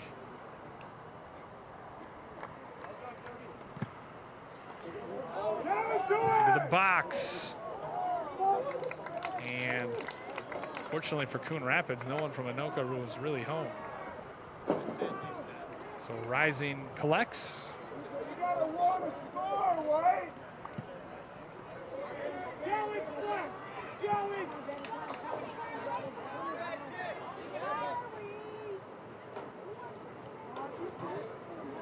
Botko. Little 1-2, still bringing it. He has been much quieter in the second half. Dequamani takes it from Hernandez. 2-on-1 for Coon Rapids if they hurry. Here's Anderson, cuts inside, but McClintock takes it off his toes. Nearing the 10-minute mark of the second half. Looking for Foslian, and it's cut out by the Coon Rapids defense. And we'll see, it doesn't look like the Cardinals are trying to park the bus. But obviously Anoka's going to start throwing more players forward. Connor Young battling with Alquist. Keeps it in. Youngquist coming out of his box, and he will hit it. And it goes right to Young, and he shoots and misses wide. Young slid into last second, both players down on the turf.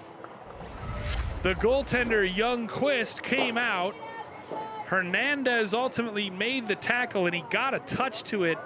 And now Hernandez and Young are both down on the turf.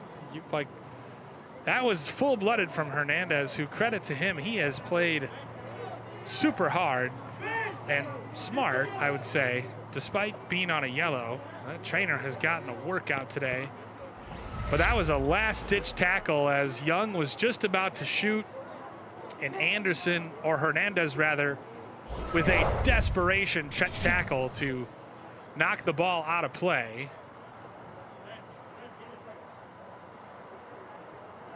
And the way things are lining up, it looks like they gave a goal kick, but from our replay, it certainly looked like Hernandez on the tackle was the one that cleared the danger.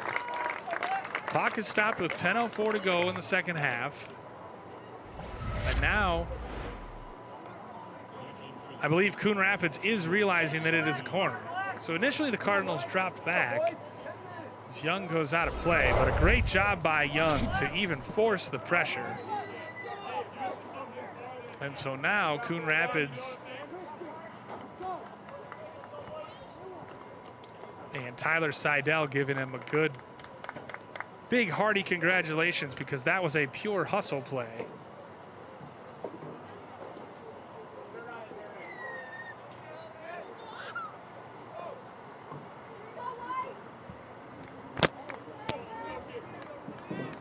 Now a chance for Coon Rapids to double its lead. Landon Wolf, provider of the first assist over this one. Wolf into the box, header up in the air. Not cleared yet. Hernandez can't keep it in play. We'll do it again. Again from the near side corner. Just the third corner of the game or fourth corner of the game by my count. Hernandez on that near post. Wolf again to provide.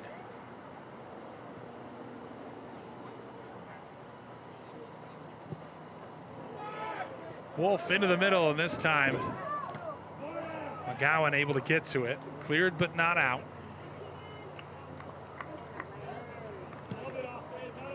Lumped forward, not a bad idea by Austin Hacker. Near side for Botko. It's quickly closed down, and it goes out of play as we hit the 9-minute mark to go in the second half.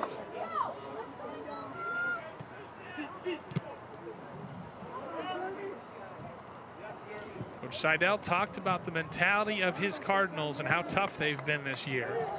They're going to need that now as Rising comes off his line to grab that through ball. He will just let Foslian force him to pick it up.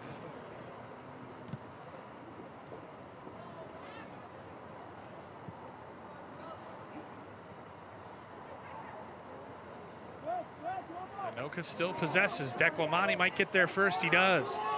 Fidel Dequamani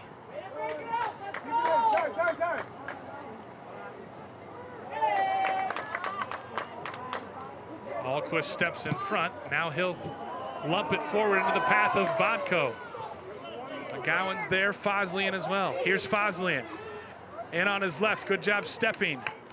Cardinals defense, Hacker.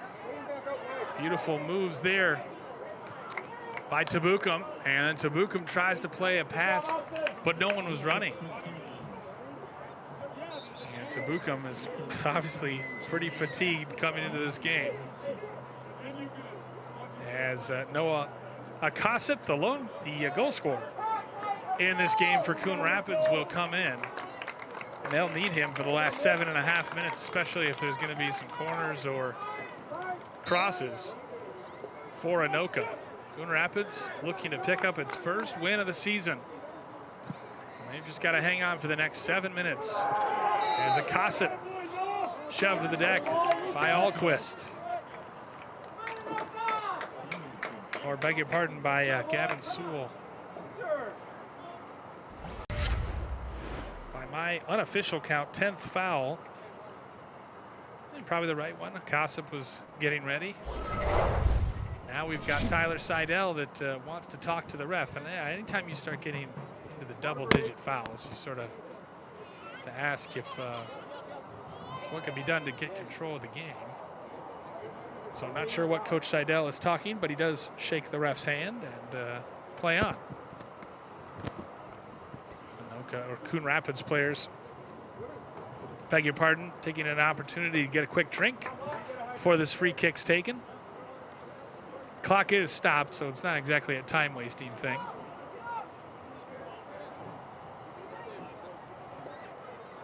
But you wonder if they're just going to play it short and try to possess, or lump it forward.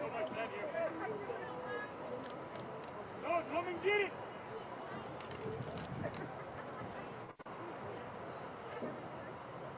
Ben Kish to the top of the box. Noah Akasip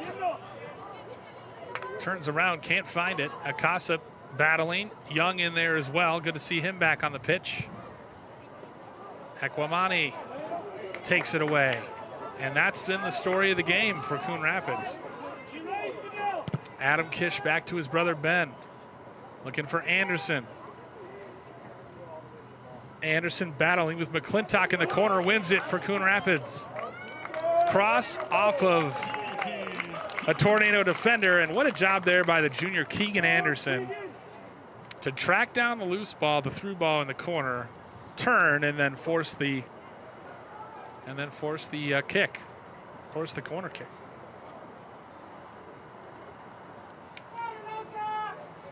Unofficially the 6th of the game now for Coon Rapids. Wolf once again to take it. Wolf from the corner, punched by Youngquist, kind of unconvincingly, and now nice job by Adam Kish to keep that one in play. Now Botko in the center of the pitch, looking for Foslian again. So well read there by Jackson Young. I beg your pardon, I believe that's Nathan Hevern. Indeed, Nathan Hevern reading it well. 5.5 minutes to play. A goal with 5 minutes to go before halftime, the difference. Goal by Noah Akasip, his first as a Cardinal.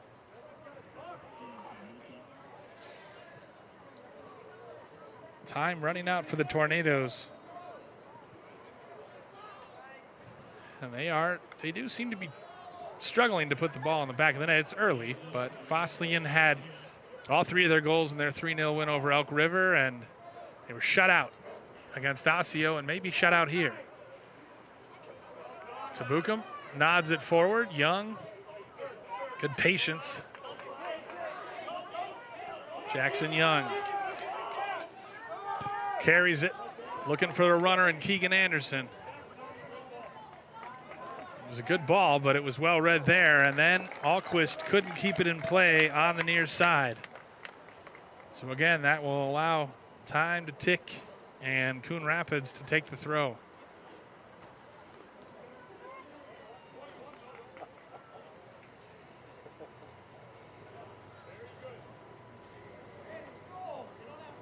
Adam Kish to take it. Trying to find Fidel Dequamani, and Hernandez has to kick it over the end line for a corner.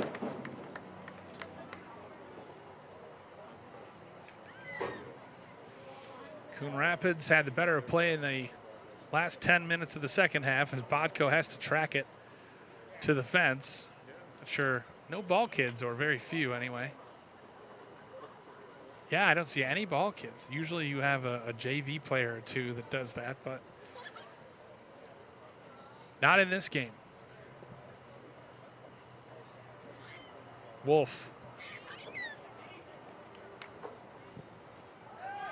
Into the box, a free header and a clear header, and oh, Hevern.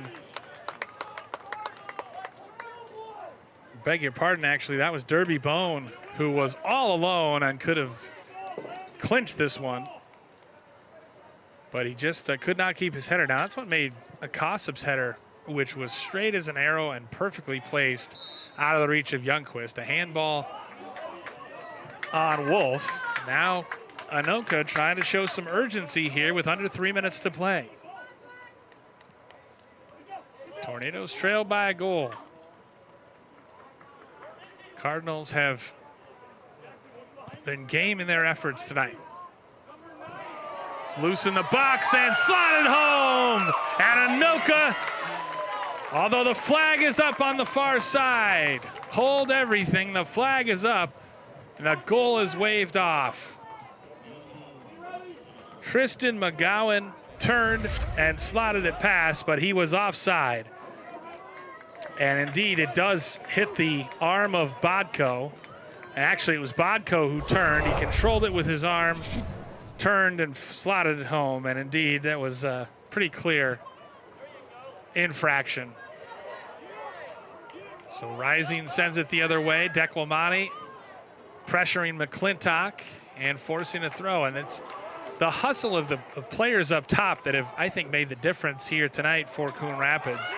Guys like Anderson and Freeman and Dequamani have just not given any rest, as a big tackle by Akosip wins the ball back. And even though he won the ball, he'll be whistled for an infraction. So now Anoka trying to hustle it up here with inside of a minute and a half to go. Nodded away. Coon Rapids gets there first. Cardinals continue to hustle as Young. McClintock goes past him. Dropped in the middle, a little 1-2. Here's McClintock trying to find Bodko. To Buckham. Swept away, but only as far as Hernandez. Anywhere will do. To Buckham for Bodko. Bodko with a little cross. Crosses it in, and Anoka's tied it.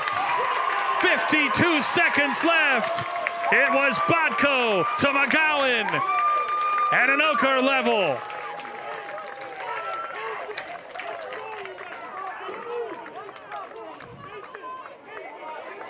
The Tornadoes have been knocking on the door, and despite Coon Rapids having plenty of chances of their own, it was Bodko, his step overs, he got it to the end line, cut it back, and on the far side, an excellent read by Tristan McGowan, the sophomore, his first of the season. And now Anoka, Coon Rapids still with 52 seconds, 42 seconds now left to try to pick up a winner, but this is definitely going to feel like points dropped, considering how long they led and how well they played tonight. 30 seconds remaining. Still chances for the Cardinals. There's no overtime in regular season soccer anymore, so if this game ends 1-1, each team will pick up a point in conference play. Anderson with one more chance, 17 seconds left. Noah Youngquist will try to lump it forward. He has an assist this year, which you don't normally see from a goaltender.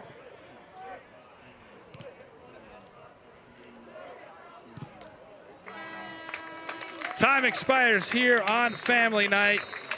Disappointment for Coon Rapids, to be sure. They led it for most of the game 1-0, but a goal with 52 seconds remaining by Anoka allows the Tornadoes to claw back a point here as we finish in a 1-1 tie, in a 1-1 draw here at Cardinal Stadium in Coon Rapids.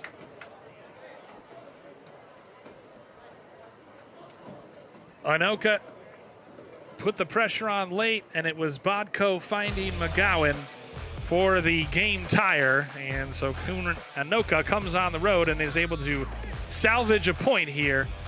But progress for Coon Rapids. Cardinals move to 0-2-1 on the season. Anoka falls to 1-1-1. Cardinals pick up their first point of the season, first point in conference play, as it finishes 1-1 thanks to a late goal by Anoka to salvage a draw. That'll do it for us here on CTN. Like to thank Joel Skipper, Neil Hennon, and our entire fantastic CTN crew for a job well done as always. For all those guys, I'm Bill Hupp saying good night from Coon Rapids. Cardinals and Anoka play to a 1-1 draw here on CTN.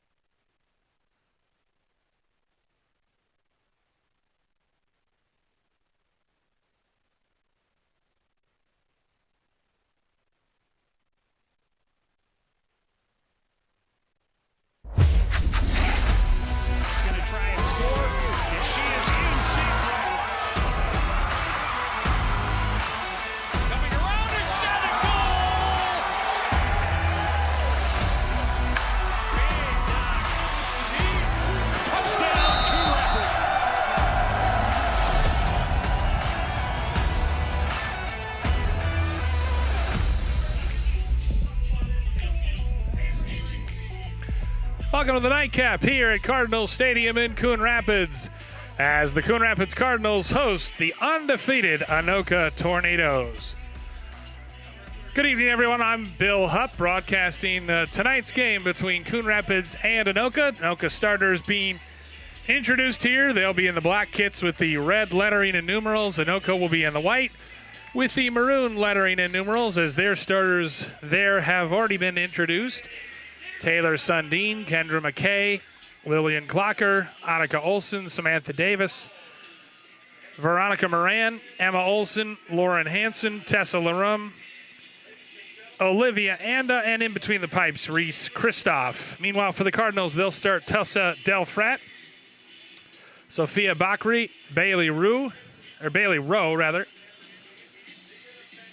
Erlyn Yang Win, Kaylin Green, Callie Alphin, Angelina LeClaire, Grace Stevenson up top, Stella Bone in between the pipes, Kaylee Stegman, and Caitlin Griffith. So definitely a youthful group for the Cardinals, and head coach Ben Benson, as he's wearing another snappy minor league cap here tonight.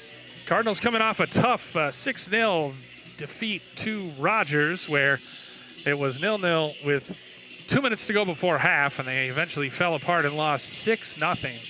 So certainly Coach Benson just looking for a bounce-back effort here tonight from his kids, as Anoka and their head coach Lucas Camargo hope to keep the Tornadoes unbeaten. They're 4-0 on the season, and 3 of those 4 wins have come by 2-1 score lines. So they're not exactly blowing teams out, but they are finding a way to get the job done. And the Tornadoes, with their technically their backup netminder in goal tonight, will hope to keep things rolling and stay unbeaten on the season and atop the Northwest Suburban Conference. Ben Benson, meanwhile,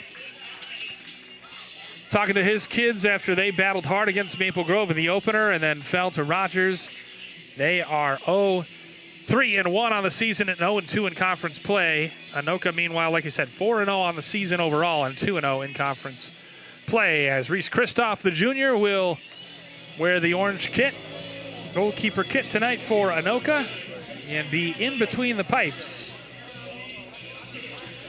for this team on a warm, muggy night here at kickoff.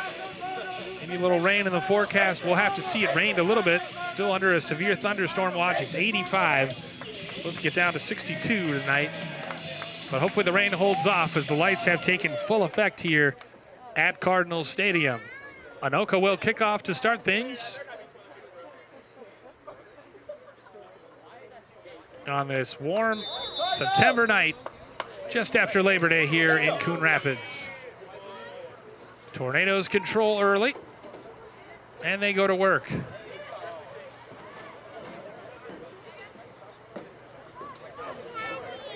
Good ball movement down the far side. Cross comes in, but it's well read by the Cardinals. Grace Stevenson comes back from her striker position. Nice outside of the boot to Bakri, but then it's taken away. Here's Anoka Olson. She'll go all the way back to Christoph at the top of her box. Near side for Olson. Stolen away, however. Grace Stevenson giving chase with Olson there as well. Stevenson forces a corner kick early within the first minute of the contest, as she hammers it off of Olson's shin pads and out of play.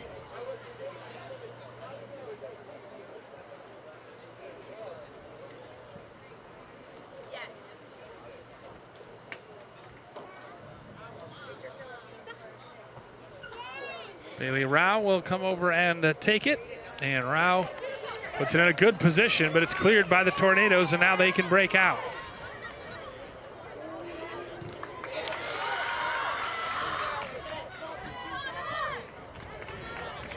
Nice job racing after it there by number 13, Emma Olson, one of 4 captains. Olson goes back to Taylor Sundin. Collision in the midfield as that sends Veronica Moran tumbling. Moran, Olson, Lauren Hansen, and Olivia Goddard are the 4 co-captains for this Anoka team, as you see the captain's armband, and just a collision. That is a miss-hit free kick. First foul on either team. Goes out of play on the far side. Better crowd on hand for the girls' game as people taking in the nightcap of this boys-girls doubleheader. Cardinals drew with Anoka 1-1 in the boys' match to pick up their first point of the season. Drop back for Kendra McKay.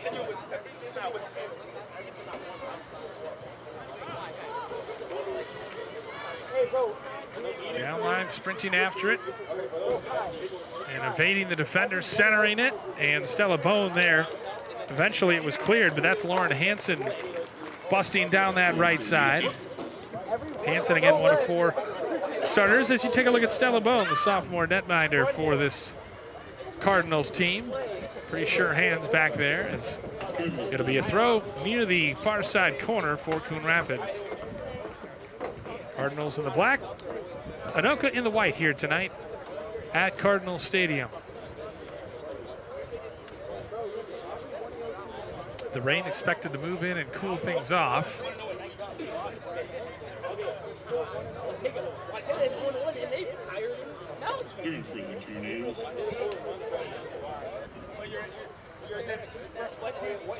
Or maybe it won't, who knows?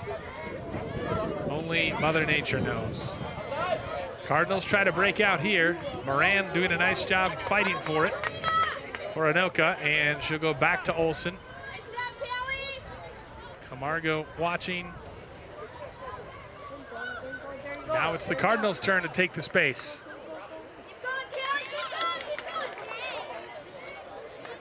Play on, says the ref, as Veronica Moran knocks over Erlin Yang Nguyen. Downline by Sundin, and it runs out of play. So take a look at Emma Olsen, one of those captains.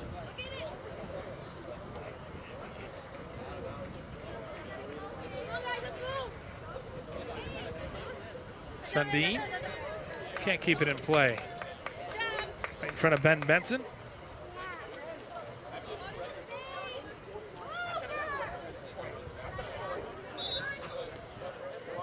And we have a foul throw. I've been waiting for those to be called this year. And a foul throw called on Erlin Yang Nguyen, because you've seen it a lot. And it's not something that often gets called. And again, nope, they're going to pull it back.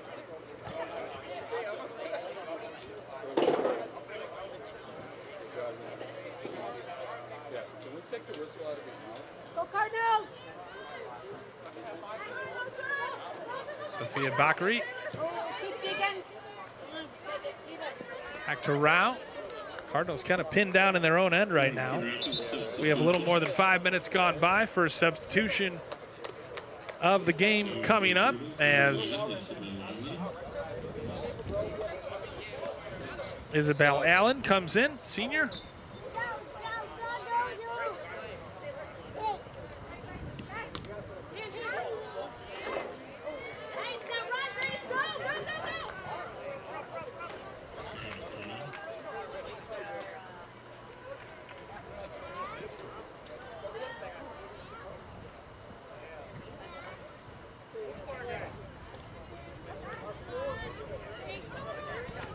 Rao. Good step by Kendra McKay. Kristoff there to collect.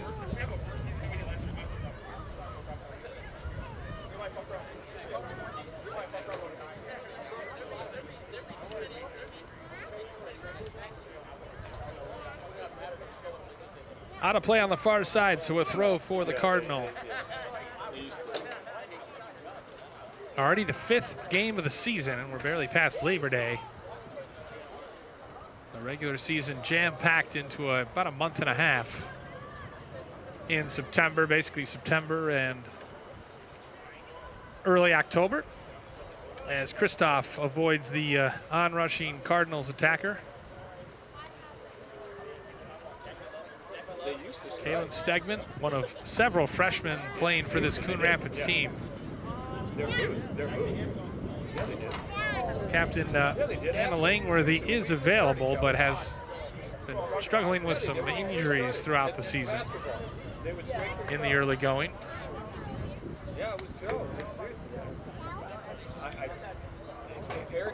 Battle for it on the far side. Won there by Olivia Goddard initially, but then she can't keep it in play. No, it's not.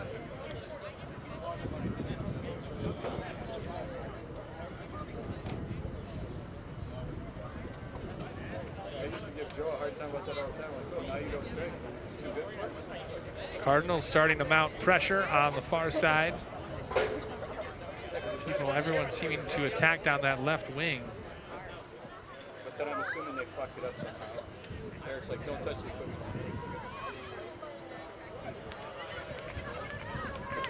Squared in the middle, and Bakri comes back to get it. Moran gets it ahead for Lily Clocker, rather.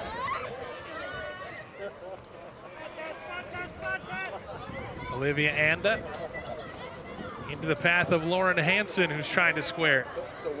Hansen forces a corner, so first corner of the game now for the Tornadoes. One apiece. Well played there by number 13, Angelina Leclerc, I should say. Sophomore center back. To the top of the box for Moran. Not cleared, but shot goes wide.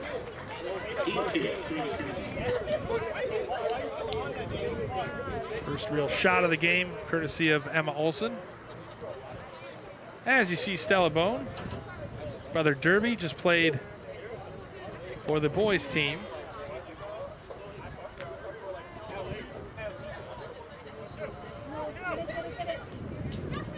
Intercepted now, Anoka trying to transition. Beautiful move to get free, and then a big block by Leclerc. Still loose, Leclerc battling with Sundin and wins it. Nice job by Grace Stevenson to come back. Stevenson able to keep it in. Can't get past Olsen. And the ball's turned over. Clocker. Far side gets it to Goddard.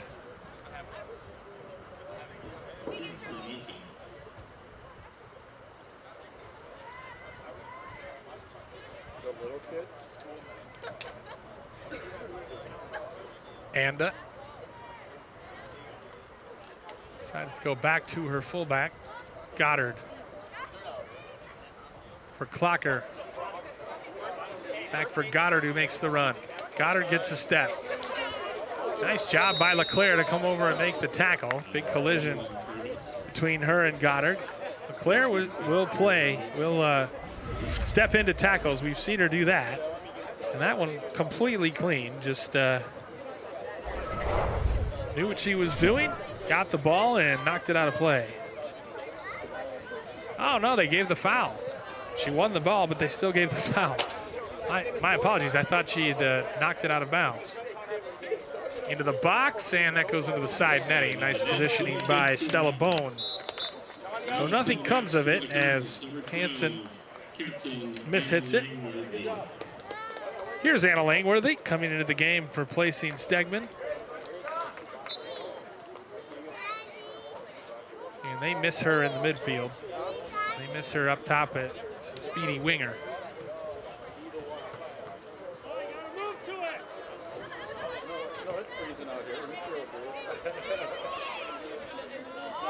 Another chance here, centered and cut out. Centered again and blocked. Anoka knocking on the doorstep, and that shot fired wide. Nothing on it or a lot on it, but not accurately by Taylor Sundin. So nothing on net yet. Anoka, by my count, has had 4 shots already, but they have not forced a save by Stella Bone.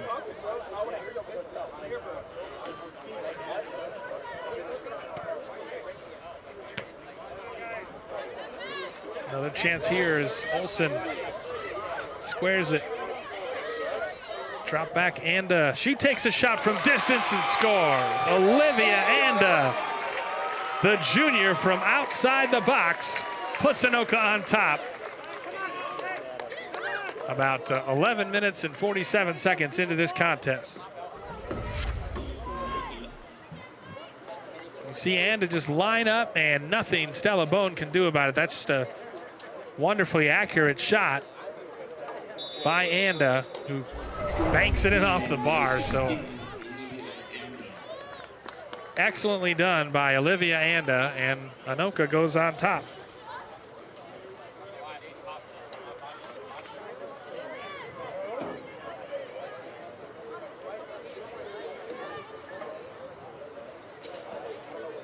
Anytime a shot glances in off the left post, that's pretty impressive. Into the game for the Tornadoes, Samantha Davis. They have another shot at goal. I might count 6 shots now for the Tornadoes.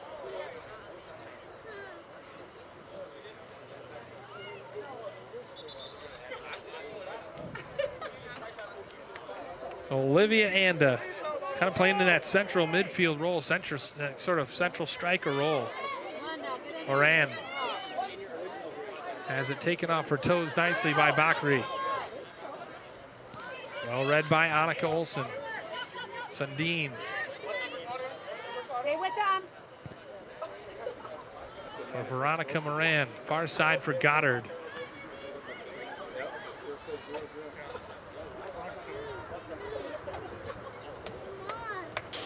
Goddard to Lauren Hansen. And another corner coming up here for Anoka. For the Tornadoes.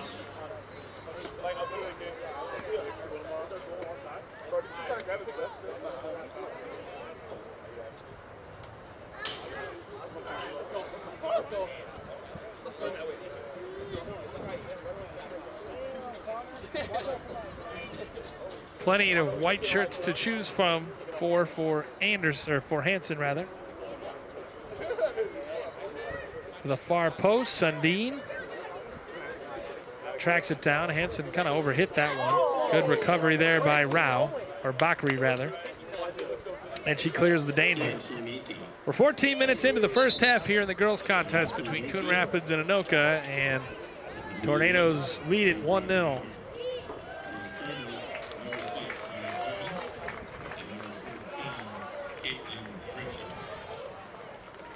Coming into a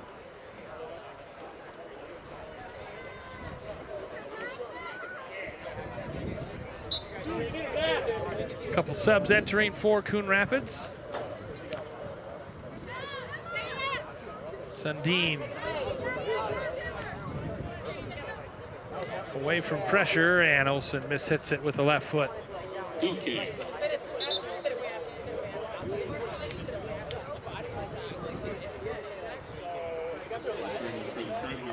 Number 5, Bailey Rao.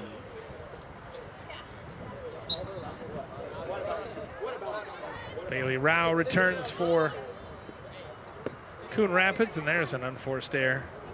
There's no one there for Stella Bone. Big collision as Sundin hits the deck, and Rao can't believe that's a foul call. Meanwhile, Sundin a little bit shaken up.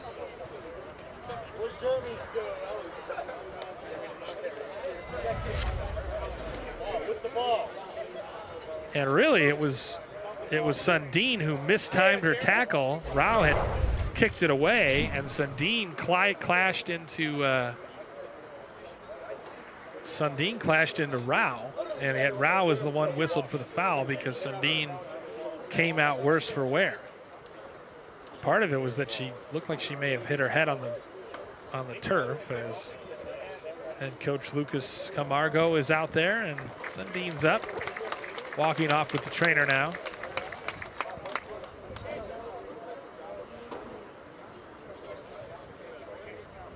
Kirsten Kempe will take her place. Sundin seems to be okay.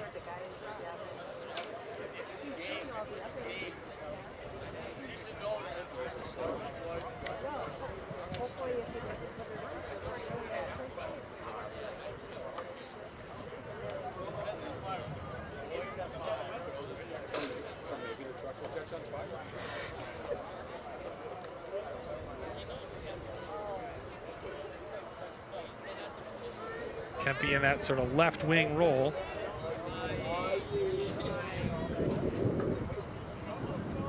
And steps up to take this one. She'll probably go for goal, and she does, and Bone nearly spills it, but ultimately able to make the save.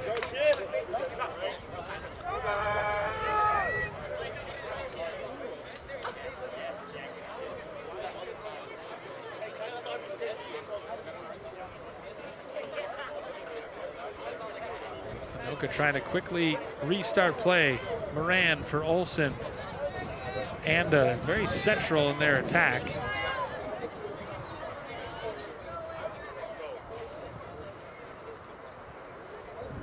Good recovery there by Langworthy.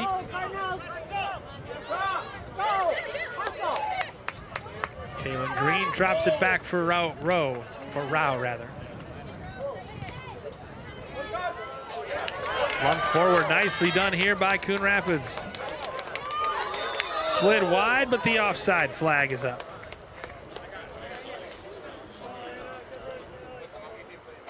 Offside the call on the freshman Callie Alphen.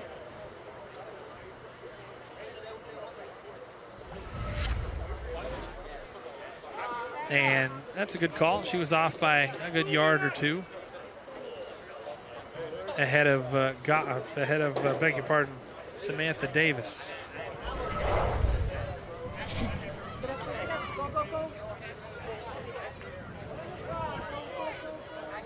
Bakri weaving her way through the defense, takes a shot. And I'm not sure what Reese Christoph was doing, and she's wondering that herself because she could have just let that go. But instead, she knocked it out of play, and now it's going to be a corner kick for Reese Christoph, or for Reese Christoph's rather, made that mistake, and now it's going to be a corner for the Cardinals. Second of the game as they look to tie it nearly midway through this first half. And I wonder if they're going to take water breaks. We'll have to see in the next couple minutes. The heat is still pretty intense. They took them in the boys' game. Going for goal, and nearly scoring from the corner. Impressive effort there by the Cardinals' Kaylin Green, another of the freshmen in the game. A couple tornadoes, including Lillian Clocker warming up below. Set to re-enter the contest. Goddard and Clocker specifically. Moran through the midfield for Olsen. Trying to hit a cutting Hansen, and does. Hansen makes it 2. Lauren Hansen, the captain, doubles Anoka's advantage here midway through the first half.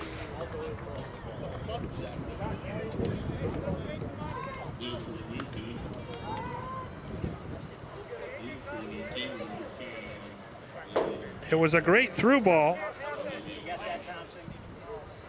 And Lauren Hansen made no mistake slotting it past Stella Bone. And now it's 2-0 as Hansen comes out of the game. As we take a look at the replay, and it's just a great ball ahead. Hansen sprinting away from her defender. Bone nearly got a touch to it. I believe that was Olsen that played that ball for her, just sprinting away. Isabel Allen trying to keep up, but couldn't.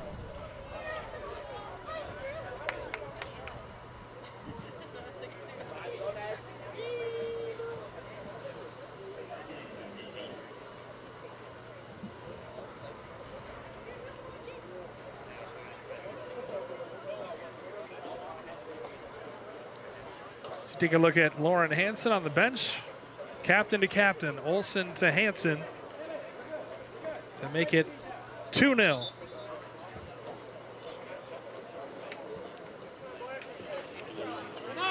Now is right about the time when they took the water break in the boys' game. Not something you typically see, but the heat definitely makes things a little different. Nice little back heel from Moran, Veronica Moran, and can't keep it in play on the near side. Stevenson moving quickly.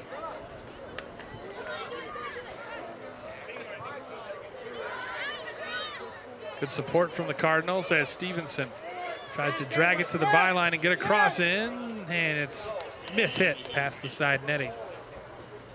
Cardinals trail at 2-0. As the Tornadoes make a substitution, Hannah Alquist. Perhaps a relation to the Alquist in the boys' game. Coming on to that right back position for the Tornadoes and head coach Lucas Camargo. He's got his team up 2-0 here and looking to go 5-0 on the season. Kristoff collects inside of a halfway point here, so I don't think we're going to get that water break like we did in the boys' game. It has cooled significantly now that the sun has gone down. Still pretty warm and muggy out there as Kristoff, normally the substitute keeper, gets the start. Langworthy, pass just behind Stevenson.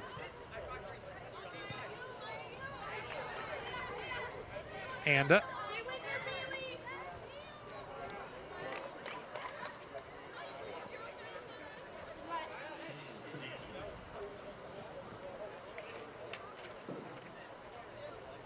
Maya Thomas getting in the action.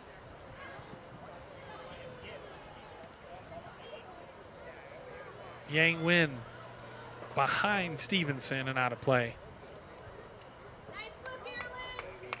So Cardinals trying to not let this game snowball like the Rogers game did.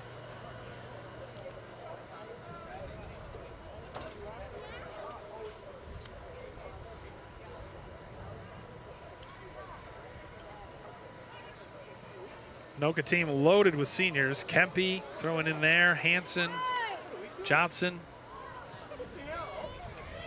Olson, Moran, Hertling, Goddard. Very, very experienced Anoka team as Thomas forces the throw. 18 minutes to go before halftime. And again, it's the third or fourth foul throw we've seen in this game. Is just not taking the time to set and go all the way back behind your head with the throw. And that's just one of those attention to detail things that coaches like to get on players about. Thomas intercepts at midfield. Ooh, nifty back heel. Lillian Clocker. Good step there by LeClaire. Langworthy running off the shoulder of McKay. That one will... Langworthy battling. And it's a foul. Or are they going to say it was a goal kick? They said it ran out. I thought maybe she had earned a foul near the end line. I'm not sure about that. And that was in the box, too. Oh, that should have been a penalty. Absolutely.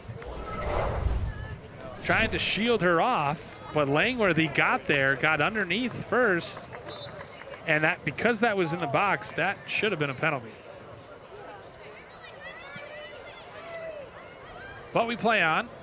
No VAR or video assistant referee in the high school soccer in the Northwest Suburban Conference. Cardinals continue to attack, and it runs out of bounds on the far side. Well, they had numbers, too. Great effort by Callie Alphen.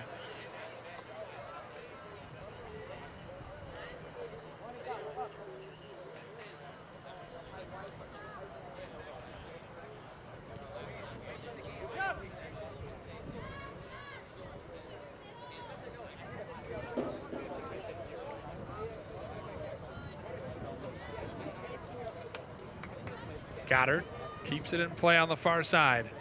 Skips past a Coon Rapids defender. Centers it, but a nice job by Rao of clearing the danger.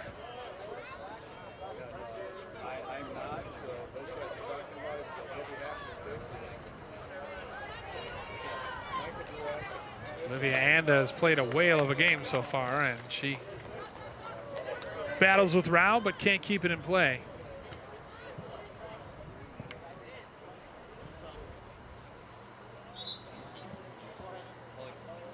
Hansen returns, replacing Moran. Put in a good shift. As you take a look at Grace Stevenson, his brother was with the boys team and then decided to go play with the Minnesota United Academy team. Pretty good opportunity for him.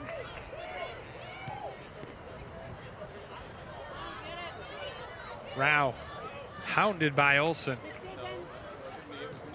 And for Hansen.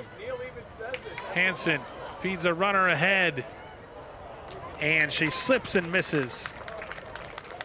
Oh, a golden opportunity, a glorious chance there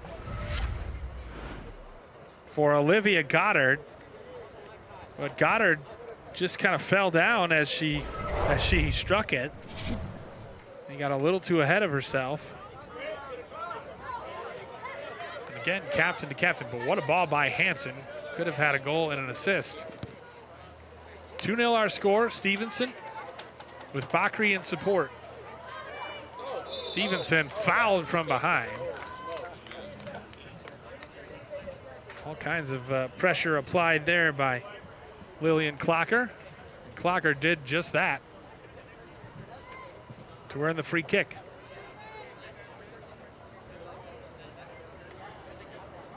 Chance here, Grace Stevenson over it for the Cardinals. Loose in front. Opportunity, and the Cardinals somehow don't score. Big save made as a Cardinal is down in the box. Not sure if that's Bakri. Oh, it was so inviting right there, and a big collision as Bakri went sliding into Kristoff, who got there just in time to hook it away. Sophia Bakri, usually in the midst of good things for the Cardinals.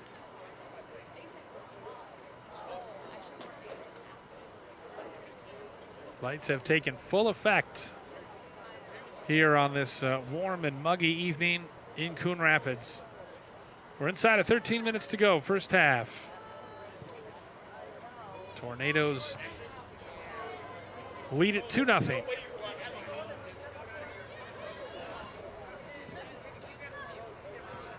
And that's just a freshman mistake right there as Kaylin Green kind of dropped her head after mishitting that one. Into the channel for Goddard. Rao getting there as well. Goddard fights her off, and a foul is called. Goddard battling in the channel with Tessa Del Frat, the left fullback for the Cardinals. And Goddard kind of arrived at the same time, but the collision went the way of the Cardinals. Coon Rapids still seeking its first win. They've gotten a point. They drew with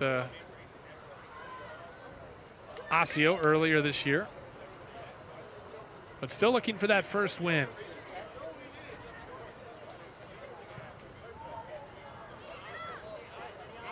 Lumped forward for Goddard, who's got Olsen there for support, but the Coon Rapids defense has it covered now. It goes down line, and Goddard sprints onto it. Olivia Goddard cuts inside. Beautiful move. Goddard makes it 3. Olivia Goddard powers one past Stella Bone, and Anoka has a 3-0 lead.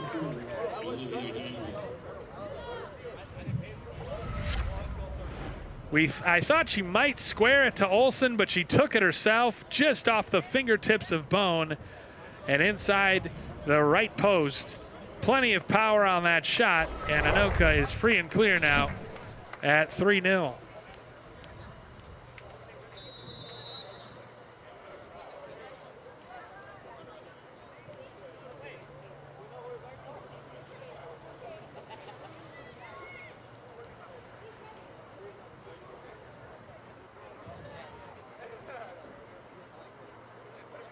Two Olivias have scored tonight for Anoka. Olivia Anda and Olivia Goddard, along with Lauren Hansen.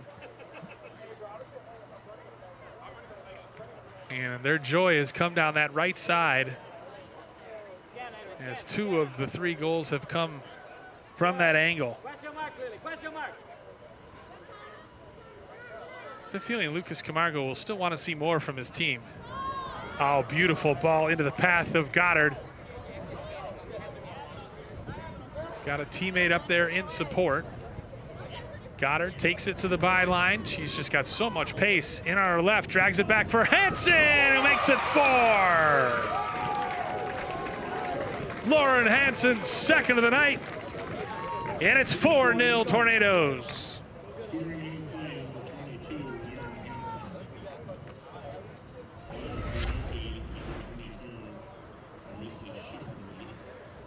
Just beautiful, unselfish play, bang, right past Stella Bone. Nothing she could do about it. And that goal coming exactly a minute after Goddard's goal did. This time, Olivia Goddard providing the assist. And for the second time tonight, Lauren Hansen finds herself on the score sheet.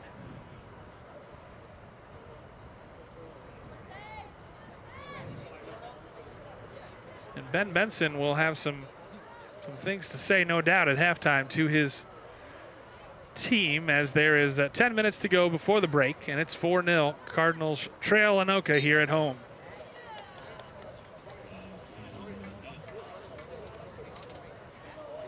Third foul committed as Anda whistled for the foul.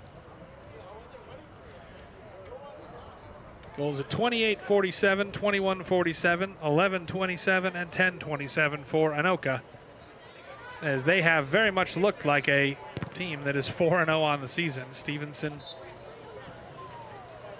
earns the throw for the Cardinals as Sophia Bakri returns, along with Grace Flynn, who makes her first appearance. She'll be up top. Olivia Goddard goes off, gets some well-earned kudos for a goal and an assist in the last 2 minutes. Now here's a potential chance for Tessa Delfrat and the Cardinals. 4-0 Cardinals trail it inside of 9 minutes to go first half. Anoka has knocked it around pretty well all night. Lauren Hansen with 2 goals. Olivia Goddard with a goal and an assist. Again into the channel. Stella Bone probably needs to be a little more aggressive coming off her line like she did there. Flynn doesn't have quite as much pace as Goddard does.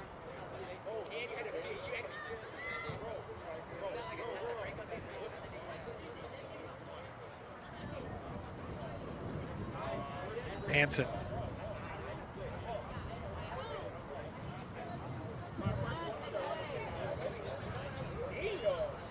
Cross blocked coming in and out of bounds on the far side. Well played by number 11 for the Cardinals, Isabel Allen, senior, coming off the bench, providing some good minutes for Coon Rapids and head coach Ben Benson. Olsen.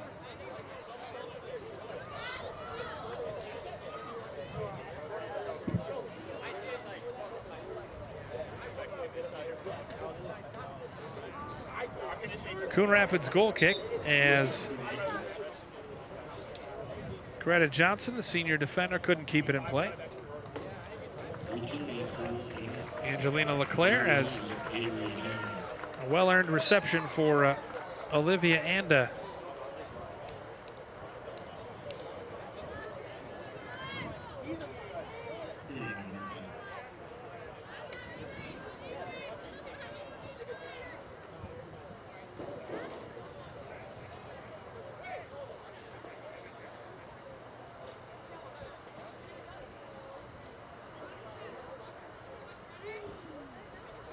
For nothing Anoka.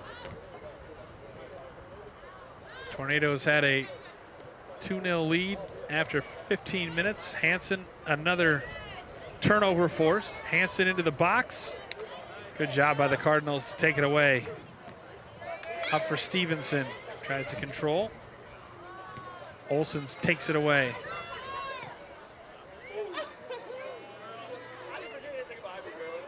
Kempe recovers. Dropped back. Oh, well read there by Maya Thomas, who cuts it out.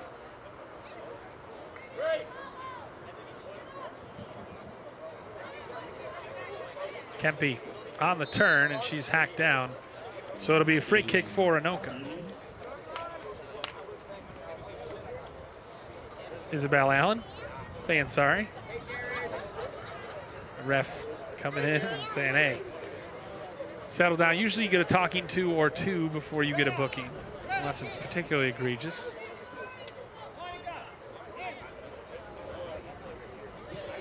Hansen from distance, side netting.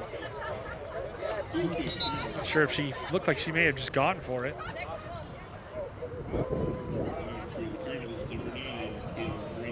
Kaylin Green returns for Coon Rapids as we're inside the 5-minute mark of the first half. A lot of teachable moments for Ben Benson and his staff. They lost in their previous game to Rogers 6-0, and it's 4-0 here. The Tornadoes, to be fair, the Tornadoes are a very talented team. Like we said, top of the conference, 4-0 on the season overall. So they will do this to a lot of teams. They have looked particularly sharp tonight. Bakri hustling hard to keep it in.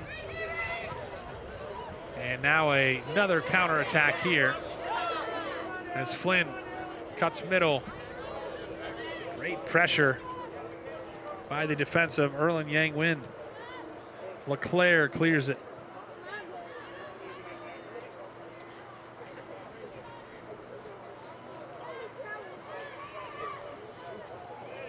Kempe commits a foul. She tries to win back the ball. Or beg your pardon, that's Grace Flynn, actually. Nice, good job by Alphen to, she was clearly not expecting the tackle from behind.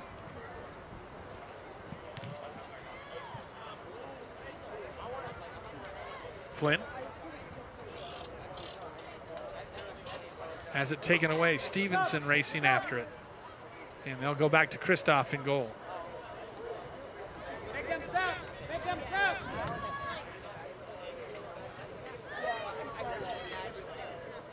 And patience exhibited here by the Tornadoes. Greta Johnson intercepted by Bakri. Bakri plays it middle for Stevenson. Back for Bakri, and just too heavy. Right idea from Stevenson, who wanted Bakri to keep making the run, but just a little too much as Maya Thomas comes back for the Cardinals. Replacing young Yang Win. Hansen also gets a breather. 2 goals for her in this first half.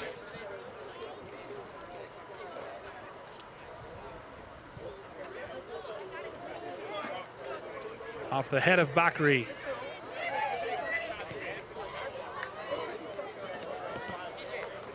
Nice job by Rao coming over and forcing the turnover.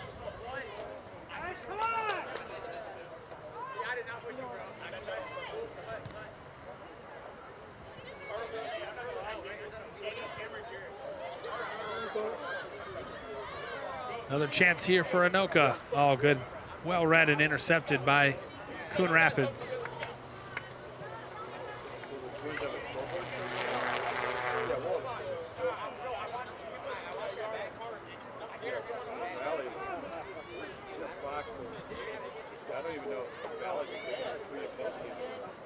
Cross for Flynn. She couldn't get anything on it.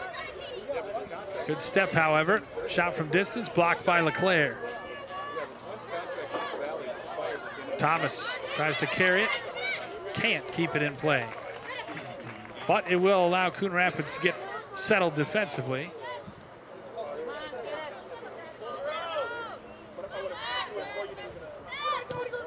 Squared, played back, and Bone makes the save. Stella Bone has been quite busy in this first half.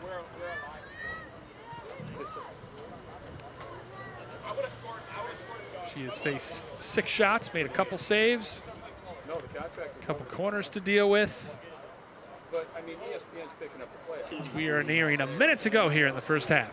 Fox has the American League Boosters. I mean, big Fox is like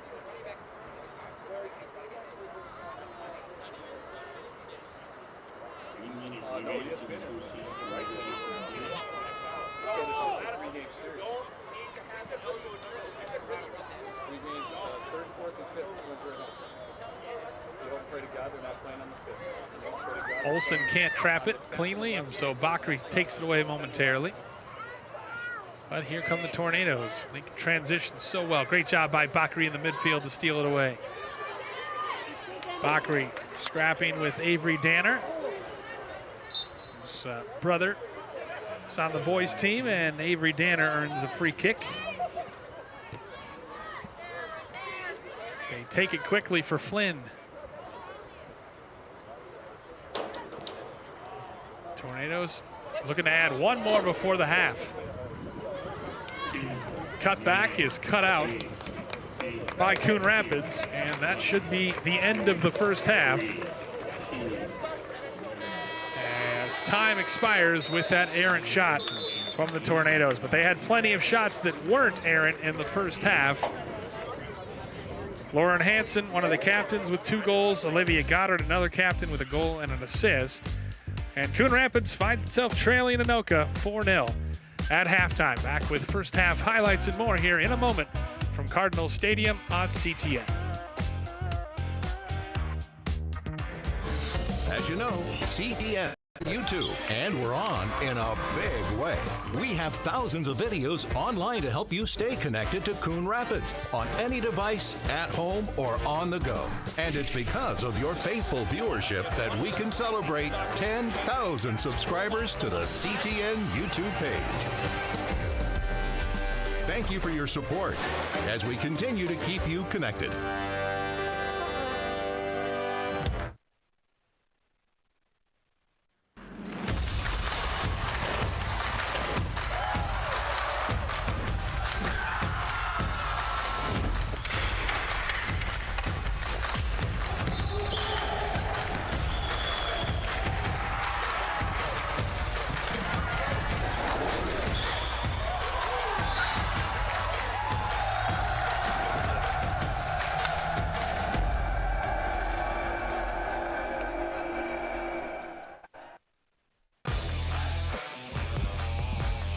We're at the half here at Cardinals Stadium in Coon Rapids, and the Cardinals trail Anoka here by a score of 4-0. First half highlights, and there weren't many. There were a lot for Anoka, a lot of shots, some physical tackles, and some missed shots early on from Anoka. Could have been a penalty, wasn't, but Olivia Anka was on target for the Tornadoes there. Lauren Hansen, one of her 2 goals, and Olivia Goddard, a goal and an assist. Beautiful cutback there for Lauren Hansen. And that's how Tornadoes, who are 4-0 and looking to go to 5-0. There you see the numbers. It's all Tornadoes here after one half of play in Coon Rapids. Take a timeout, and when we return, we'll bring you second half action here from Cardinal Stadium. 4-0, Coon Rapids trails it here at the half.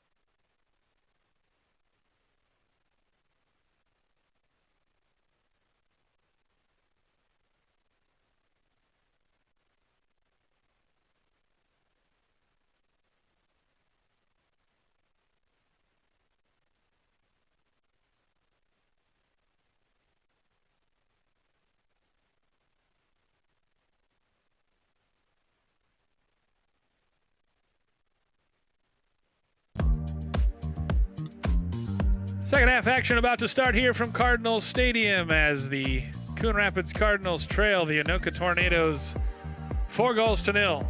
As we start the second half, they'll kick off, moving right to left in the black uniforms. Anoka in the white. As we are underway, Coon Rapids hoping to get on the scoreboard and at least take something from this game from a silver linings perspective, as it has been a rough last couple halves for the Cardinals. No two ways about it. Rogers falling to the Royals 6-0, and then tonight, and for the fourth time tonight, they're whistled for a foul throw.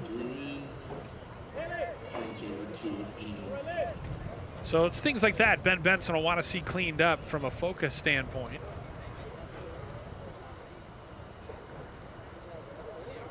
Just the sort of attention to details, but you know the Cardinals are going to show up and give effort. That's never been a question.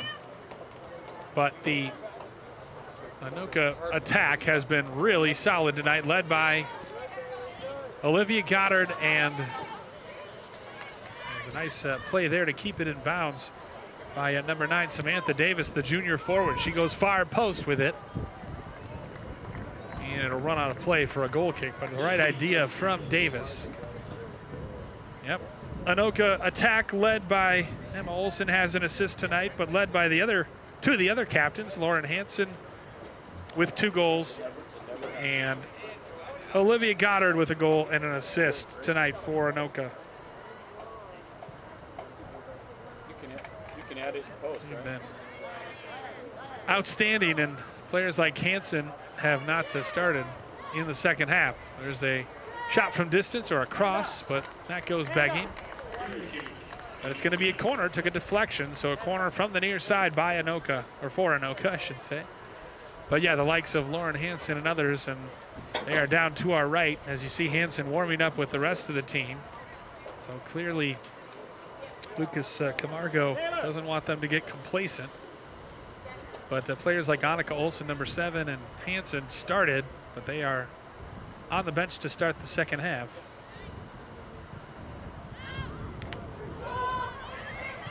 There's a shot that goes ever hot rising from Davis off the corner kick. And in fact, we have a new goaltender in net now. You look at Stella Bone for Coon Rapids, but on the other side for Anoka, it is Caroline who is starting in net in the second half for Anoka. And meanwhile, we've got an injury, and it looks like maybe a head injury as a couple of the trainers are jogging out hurriedly. And I think it might be Angelina LeClaire, the sophomore fullback. Actually, we don't want to speculate on what it is, but it's enough where the trainers came out. LeClaire injured defending the corner.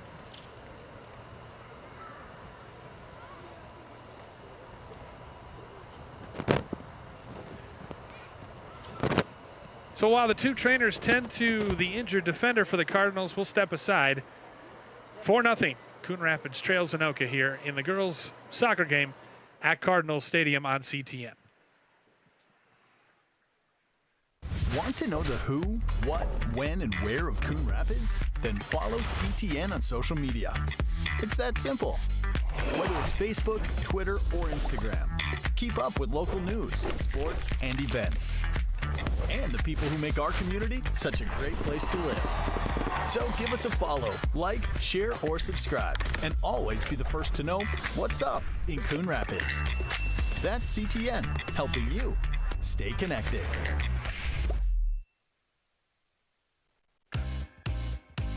Angelina LeClaire being helped off the field, and she obviously cannot put any weight on that right foot as you take a look at what happened.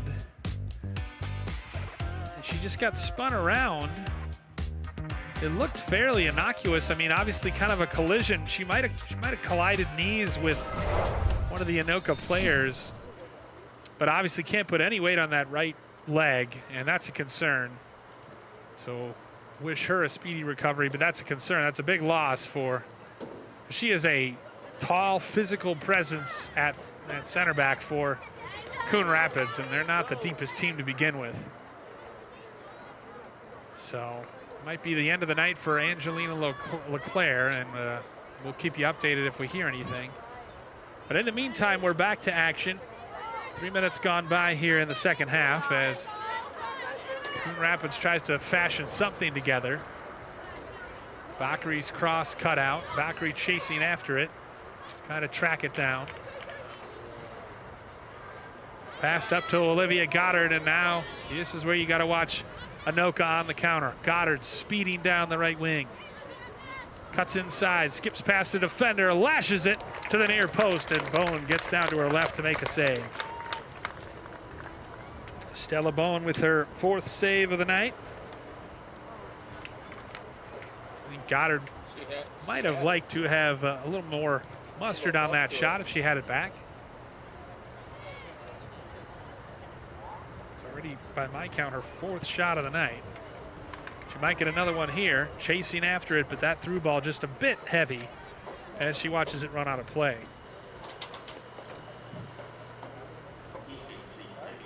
Cardinals trying to avoid falling to 0-5-4-1 on the season, I should say, and 0-3 in conference play. Meanwhile, Anoka looking very much like they'll stay unbeaten at 5-0 and atop the Northwest Suburban Conference at 3-0. Of course, they still have to go through the likes of traditional powerhouses Maple Grove and Centennial. So still plenty of big games to come for them. Cardinals try to clear and can't. Ball loose in the box, and Anoka again quickest to it, but a good job reading the danger there and clearing it.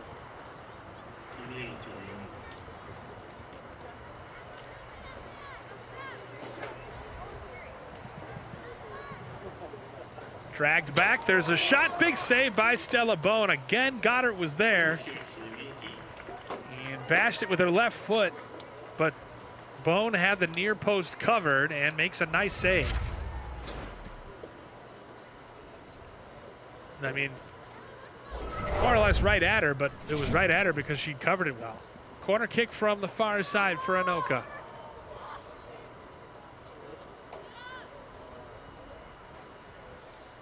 Tornadoes threatening to make it 5. Olivia Anka with a goal already tonight.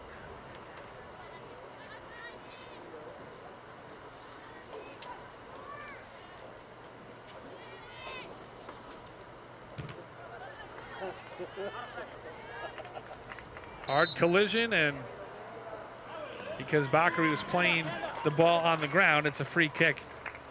And I'm sure Anka will want to take this. Surprised more teams don't do stuff off the training ground. A lot of them just do the pop it to the top of the box like that. That time it worked though for Anoka. 5-0. Olivia Goddard continues her run. She's got 2 goals now. And she has been involved in the last 3 goals for Anoka. Anka now with a goal and an assist. Beautiful ball. And without the presence of LeClaire in there, Goddard was able to get there first.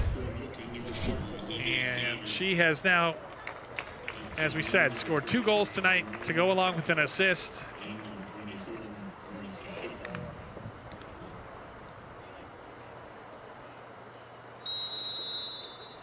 That goal coming at the 33-49 mark. Olivia Anka to Olivia Goddard. Oh, I don't care. Seriously.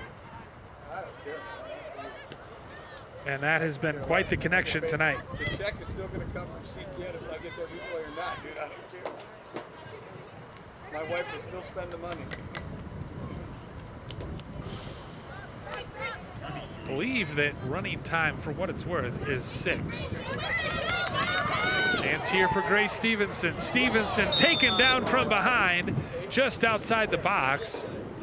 Didn't seem anything nefarious with it, but it was a collision. Assistant coach wants to talk to the ref about it, and the side judge is, I think, going to come in to talk to the head ref. He's out on the field, and they're standing over the ball.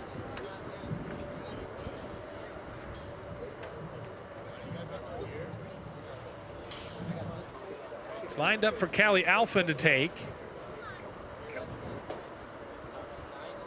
And from this distance, you would think Alphen would just go for it, as the side judges, or the sideline official, is coming over to talk to Camargo. And you know what it is they asked if the goalie can get a different jersey, because she's got a black kit, as you can see, and of course Coon Rapids is wearing black jerseys. So a fair request from the assistant coach for Coon Rapids, just that she wears a penny or something that differentiates her. So Caroline Hutt getting a little help from her teammate Kirsten Kempe. And that's better. So Alphen from just outside the box goes for goal, and Hutt knocks it down. 8 minutes gone by, second half. Anoka has already added to their lead with who else? Another set piece goal from Olivia Goddard. This time scoring with her head. She's really done it all. She assisted on a beautiful cutback, scored a wonderful goal with her left foot, and has scored now with her head.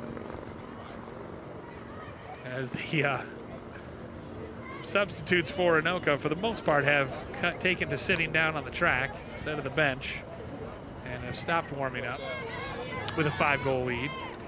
Goddard once again out-muscles Alphen. Olivia Goddard with a step into the box, and a little bit heavy on the touch, but that goes off of her. Nice job by Bailey Rao to come over. Bailey Rao, rather, to come over and force the corner kick. Been melting down. Doesn't take much for Dave to melt down. Yeah, he's great. He's great. I love it. When he gets on his rampage, man, you just sit back and enjoy the show. Yeah, that's the best. So a couple substitutes getting set to enter for Anoka. 4, in fact. And that includes likes of Greta Johnson and Grace Flynn.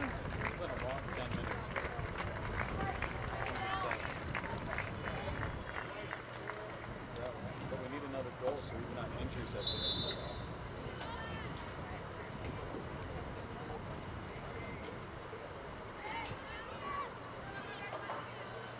Again, Anoka putting pressure on the Coon Rapids end. It's kind of been one-way traffic all night. Cardinals, by my rights, by my count, have yet to make a substitution. 10 minutes into this second half.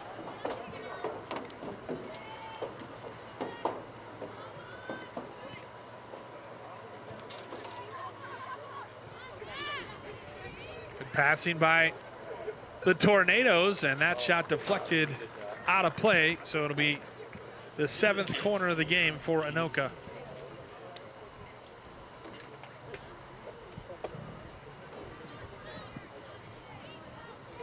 Ten shots officially, according to the scoreboard. Olivia Anda has been really good tonight with her service, and once again, that time over hits it out of play. So, of course, broadcasters curse as soon as I say it. What does she do? But not even put it in play. Lauren Hansen returns. Didn't start the second half, but she takes on Anda's place. 2 goals on the night for her, so she's sitting on a hat trick, which would start the running clock if she were to pick that up. Again, the Tornadoes continuing to press and force turnovers deep in the Coon Rapids end. That time, Monica Hertling, the senior. And it's really the depth and the experience, too, that's impressive. Because if you stop Hansen, do you stop Anda? You know, can you stop Anda or Hansen? Or or Goddard. They've gotten scoring contributions from a variety of kids tonight. And obviously their clear threats are,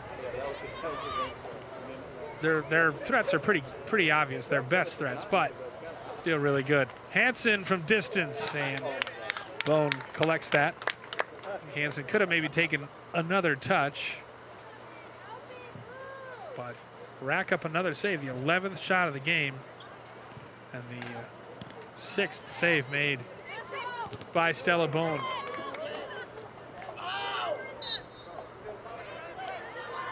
Foul committed there by Sophia Bakri. She's going to do that occasionally just by dint of her playing so aggressively. Here's Moran taking the space. Veronica Moran keeps going. And finally surrounded by Cardinals who force a turnover. Moran was one of the more impressive players. We haven't called her name in a while, but she was very impressive in the first half. As you take a look at Lauren Hansen. That's what I'm saying. Lillian Clocker Things not going down, man. substituted.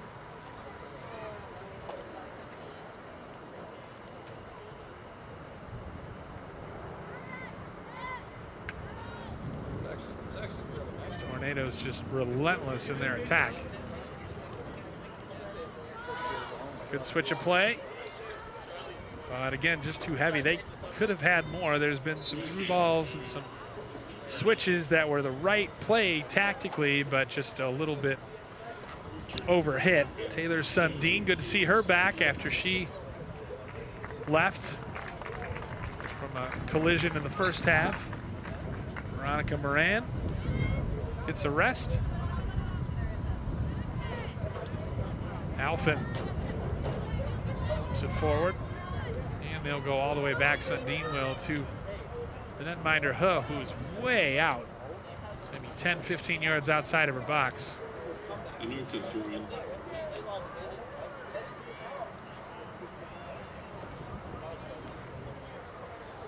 Maya Thomas getting set to re-enter for Coon Rapids. Three for the Cardinals. And for Coon Rapids, number 6, Maya Thomas.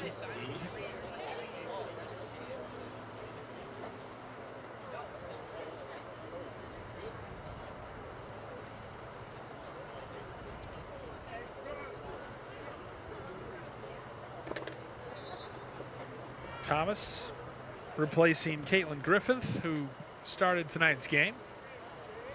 Another one of those freshmen.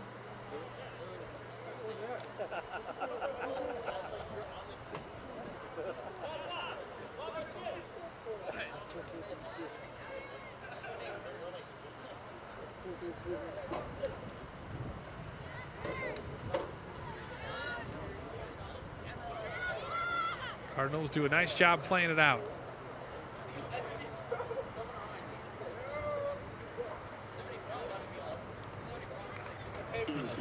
It's really attacking that right wing.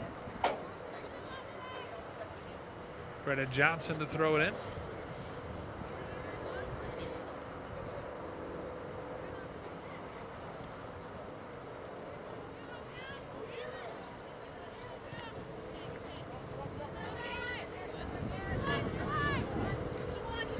Sophia Bakri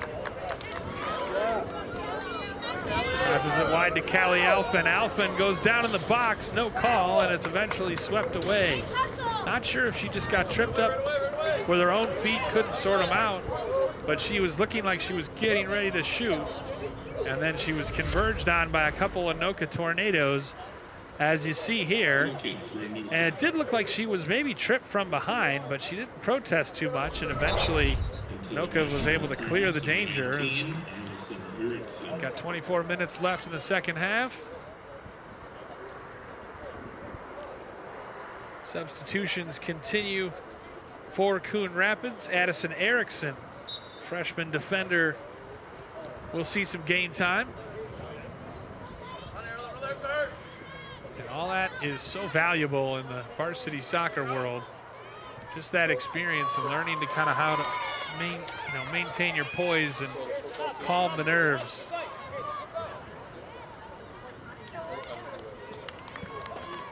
Another corner earned by Anoka. And I believe Hansen will be the one to take it. It's either Hansen or Anda, and usually they're not both on the bench. They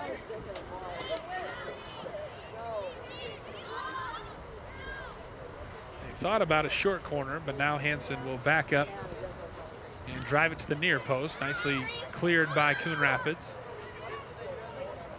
The Cardinals try to push up. Flynn.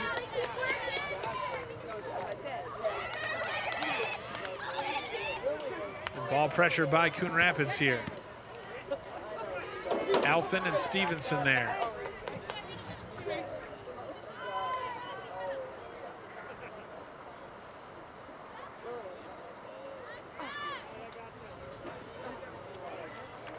Anoka, great one-touch passing here as they just matriculate their way up the field.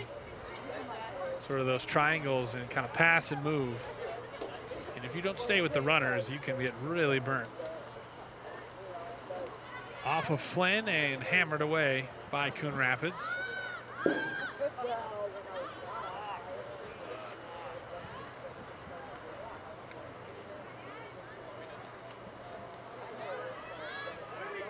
Hansen with a beautiful turn. And offside. Flag is up on the near side. By my count, first offside tonight on the Tornadoes. Oh, that is tight. That is real tight, but the assistant referee was decisive in his call as he flagged Monica Hertling when she tried to make the run. Hansen, though, just does seem to have such a good soccer IQ.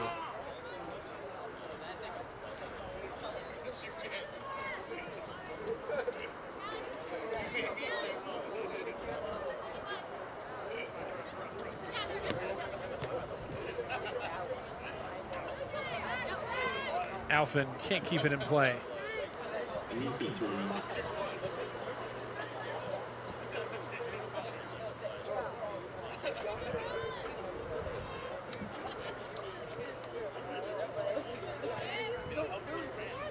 Hansen.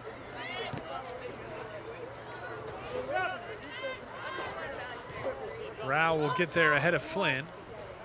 Bakary has it taken away by Hansen. In the middle for Flynn, back for Hansen, just a bit behind her.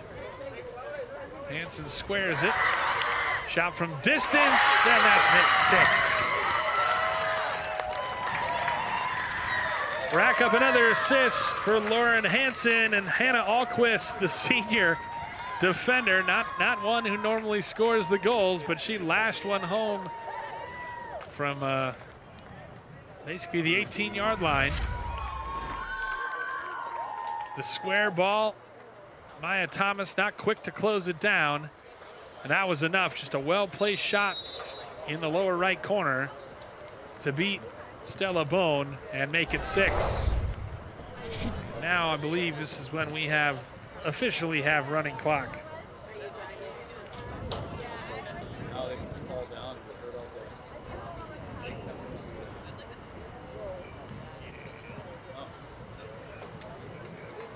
We have reached the midway point of the second half. And Ben Benson, assuming nothing changes with his score, Ben Benson and his team are staring at 2 consecutive 6-0 defeats. So some work to do in the training ground. As Annika Olsen returns, Taylor Sundin is subbed out.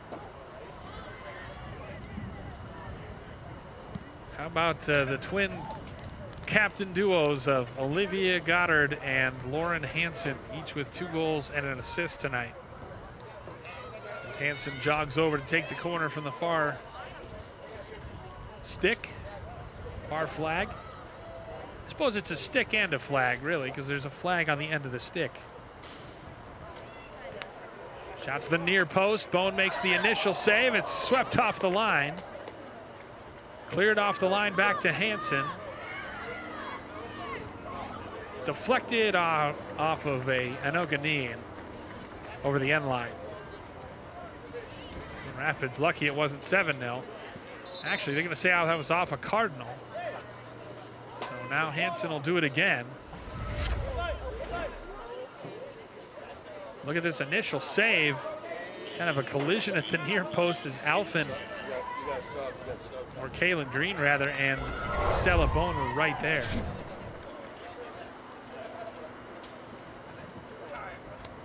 Hansen will take the long route home as she comes out after a productive night.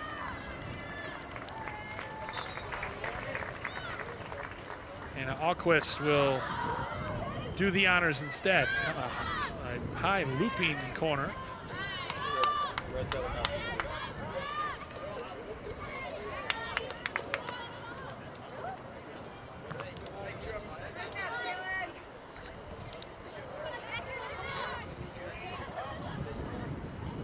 Kempe, Bakri, Kempe in the middle, Alquist. Maya Thomas intercepts the pass. And again, Flynn, there's a shot from distance, and might have beaten Bone had it been on target, but it was off target. Alquist laughing. Now that she's got a goal, the fullback. She's listed as a fullback, really playing center mid right now.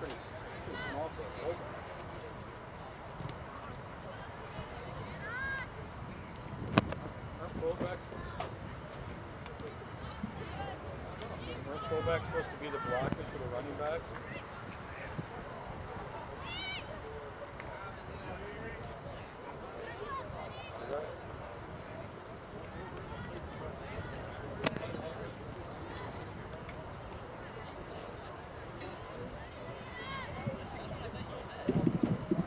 Oh, beautiful turn, good speed to get away.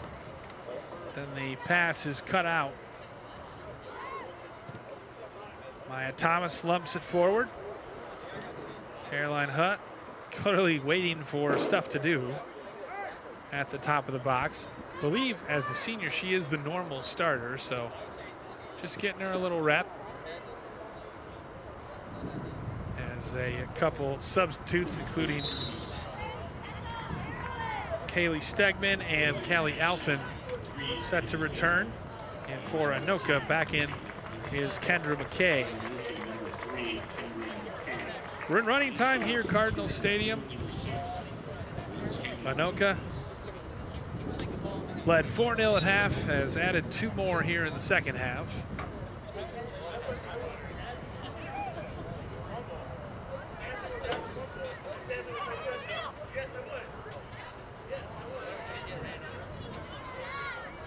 Square for Alphen, good recovery, and thumped away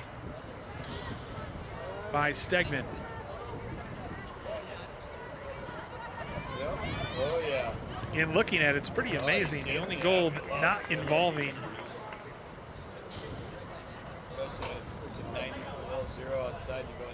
either Lauren Hansen or Olivia Goddard tonight was the first one.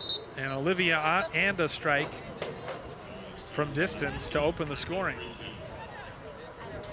If you include Olivia Anda, then those 3 kids have been involved in all 3, or all 6 of the goals, beg your pardon. As Anda has a goal and an assist, and Goddard and Lauren Hansen, as we said, have 2 goals and an assist apiece.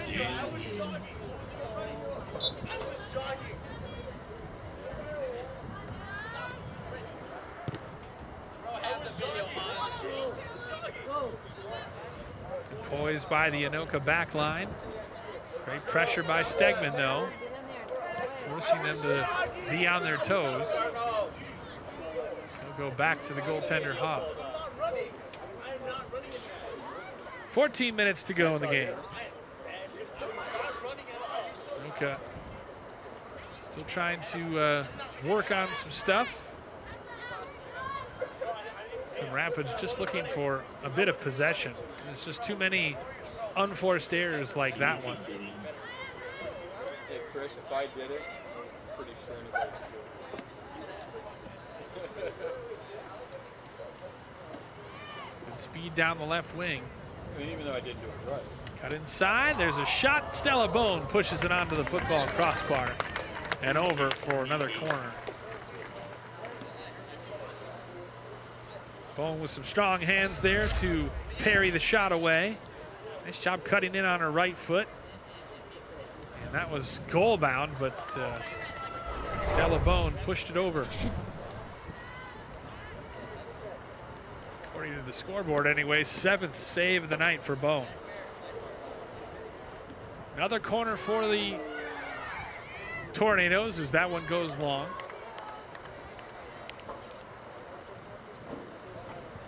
For a Coon Rapids throw. Cardinals will fall to 0-4-1 on the season and 0-3 in conference play. Already conceding the loss. Like we said, Anoka. I should qualify if this result holds. There is 12 minutes to go and crazy things have happened.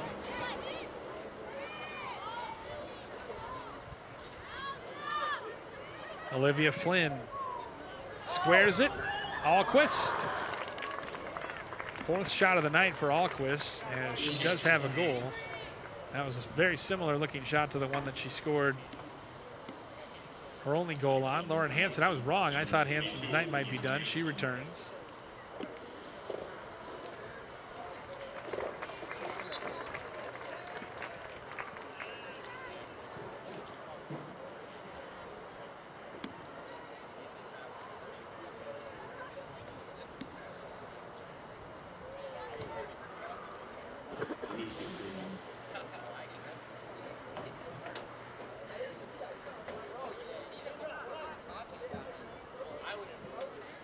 Throw on the far side for Anoka with inside of nearly 11 minutes left.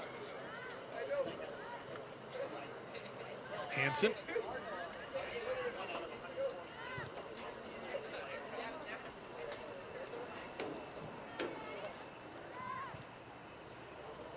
The middle of the box for Flynn.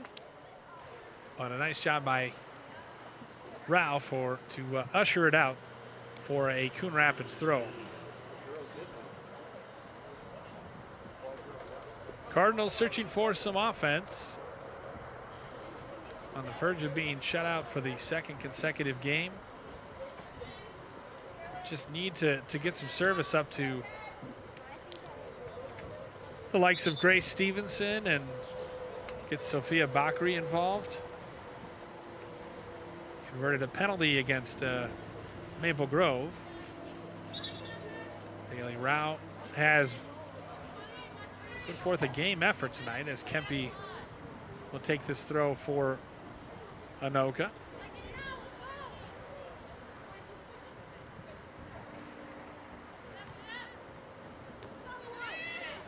Header back in by Flynn.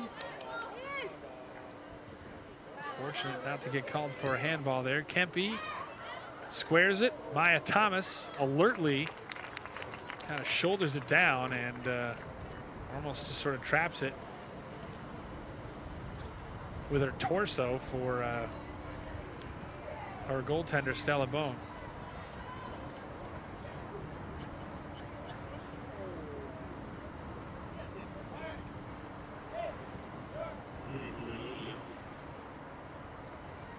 Nine and a half minutes to go. In case you just joined us, Anoka 4 goals in the first half and 2 more here in the second half as they have led from pillar to post, to use a very modern horse racing term or phrase. Stegman continuing to put pressure on the Anoka defense.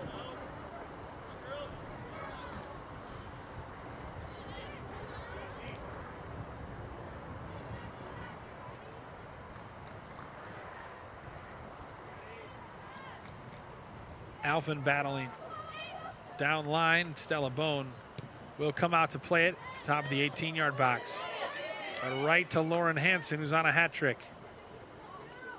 Looking into the channel for Flynn, but Coon Rapids and Kaylin Green able to get there first and knock it out of play.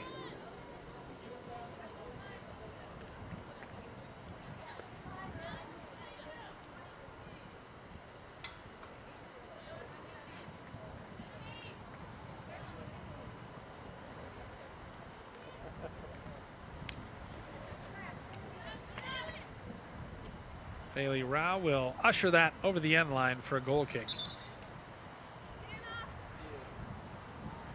Couple more substitutions. As Michaela Hafslund, the sophomore midfielder, makes her first appearance tonight for a very game Anna Langsworthy. And Langworthy, you can just tell that she's just not her 100% self. Hansen tees it up and goes for goal. Bone makes a diving save. Dropped back by Moran, deflected, and then cleared. Hansen wanted that hat trick. Meanwhile, we've got a stoppage in play as Rao, I think, took one in the midsection maybe. But what a good job there as Stella Bone read that and had some sizzle on it, and Bone kept it out, punched it. If you can't catch it, you got to punch it. And Bone did just that. 9th save of the night for the talented sophomore. And Anoka just keeps pressing, just keeps doing their thing.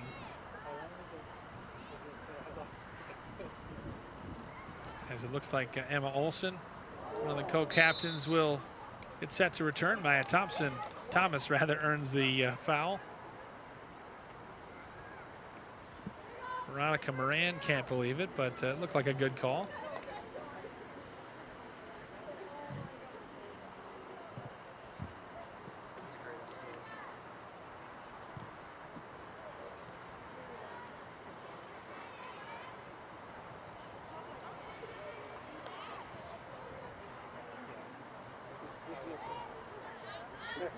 Anoka defense popping it around. Hansen in the midfield. She's played in multiple different offensive roles tonight. Certainly very versatile player. Great job by Stegman to pressure the ball and keep pressing. And again, forces the turnover. Green with a nice move to get free. Lefty cross in the middle, and eventually it's booted away by Olsen. Here's Thomas.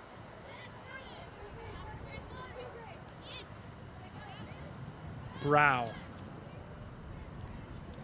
tries to get it up for Stevenson. Instead, it's counterattack time for the Tornadoes. They play the advantage. The cross for Flynn, and it's off her. Rao's clearance actually goes off of Flynn, and that'll go over the end line for a goal kick. 5 minutes to go in the game. Been all Tornadoes in this one. Bailey Rao and some others have played most of the game as Stevenson and Bakary return.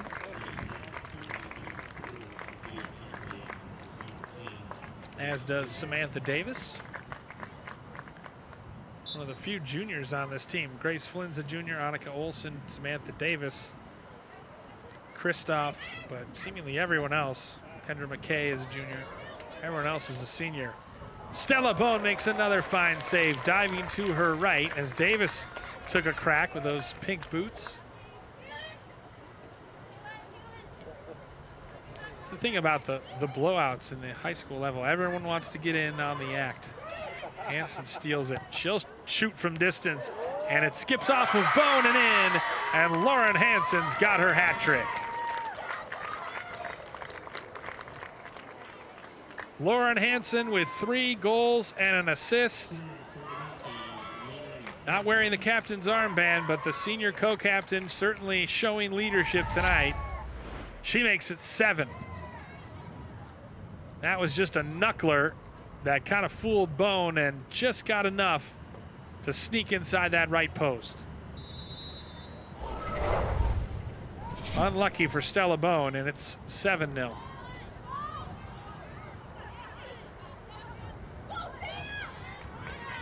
Samantha Davis into the box. See, this is where Bone might, as that through ball was a little heavy, Bone might want to have come off her line and intercepted that through ball, but worked out there for the Cardinals.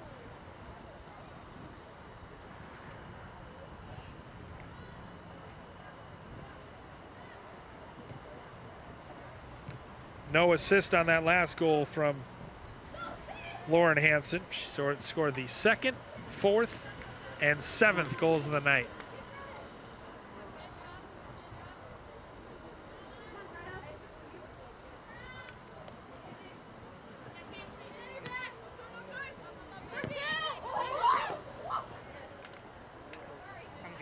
So a game to remember for Lauren Hansen,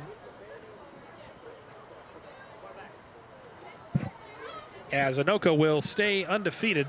They'll improve to 5-0 on the season and 3-0 in conference play. And they'll remain atop the table in the NWSC.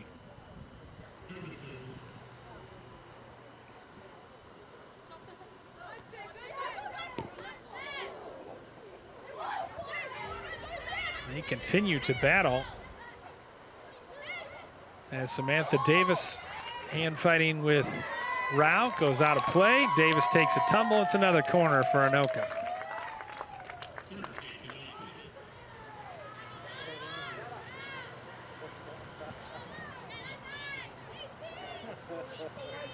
Lucas Camargo has built himself quite a team for Anoka. And the Tornado fans have to feel like they can compete with the very best in the NWSC. And this would have to be their year, right? With so much senior talent, you just have to feel like, you know, this is the class that can do it. But we'll see. Plenty of soccer still left to play. Plenty of growing for this very young Coon Rapids team. Hansen steals it once more. Another cross into the box. Samantha Davis trying to get on the end of it. And the high boot earns the free kick for Coon Rapids as we're inside a minute to go here in the second half.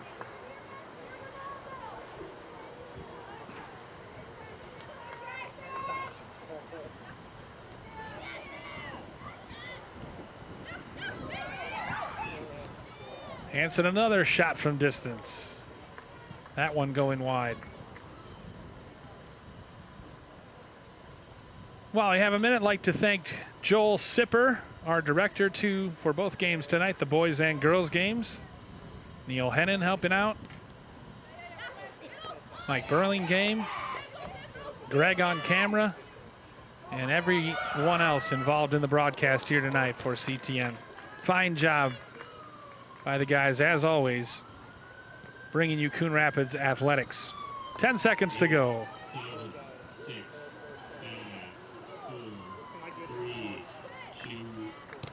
Time expires here at Cardinal Stadium. Lauren Hansen leads the way with a hat trick and an assist for the Tornadoes. Olivia Goddard chips in with 2 goals and an assist of her own. And Anoka remains undefeated on the season. They improve to 5-0 and 3-0 in conference play. Coon Rapids still searching for that first win. They fall to 0-4-1, courtesy of the 7-0 loss. Now let's look at the upcoming broadcasts here on CTN. Got some football, swimming and diving, little tennis, all right here at Coon Rapids High School.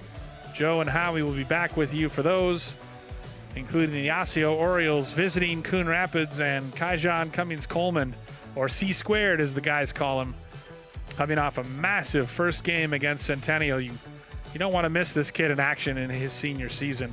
And you can certainly, if you do miss him, you can certainly catch it all here on CTN.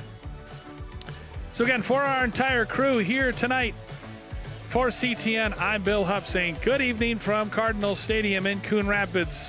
Boys game ended in a 1-all draw, and the Cardinals girls lost 7-0 to Anoka.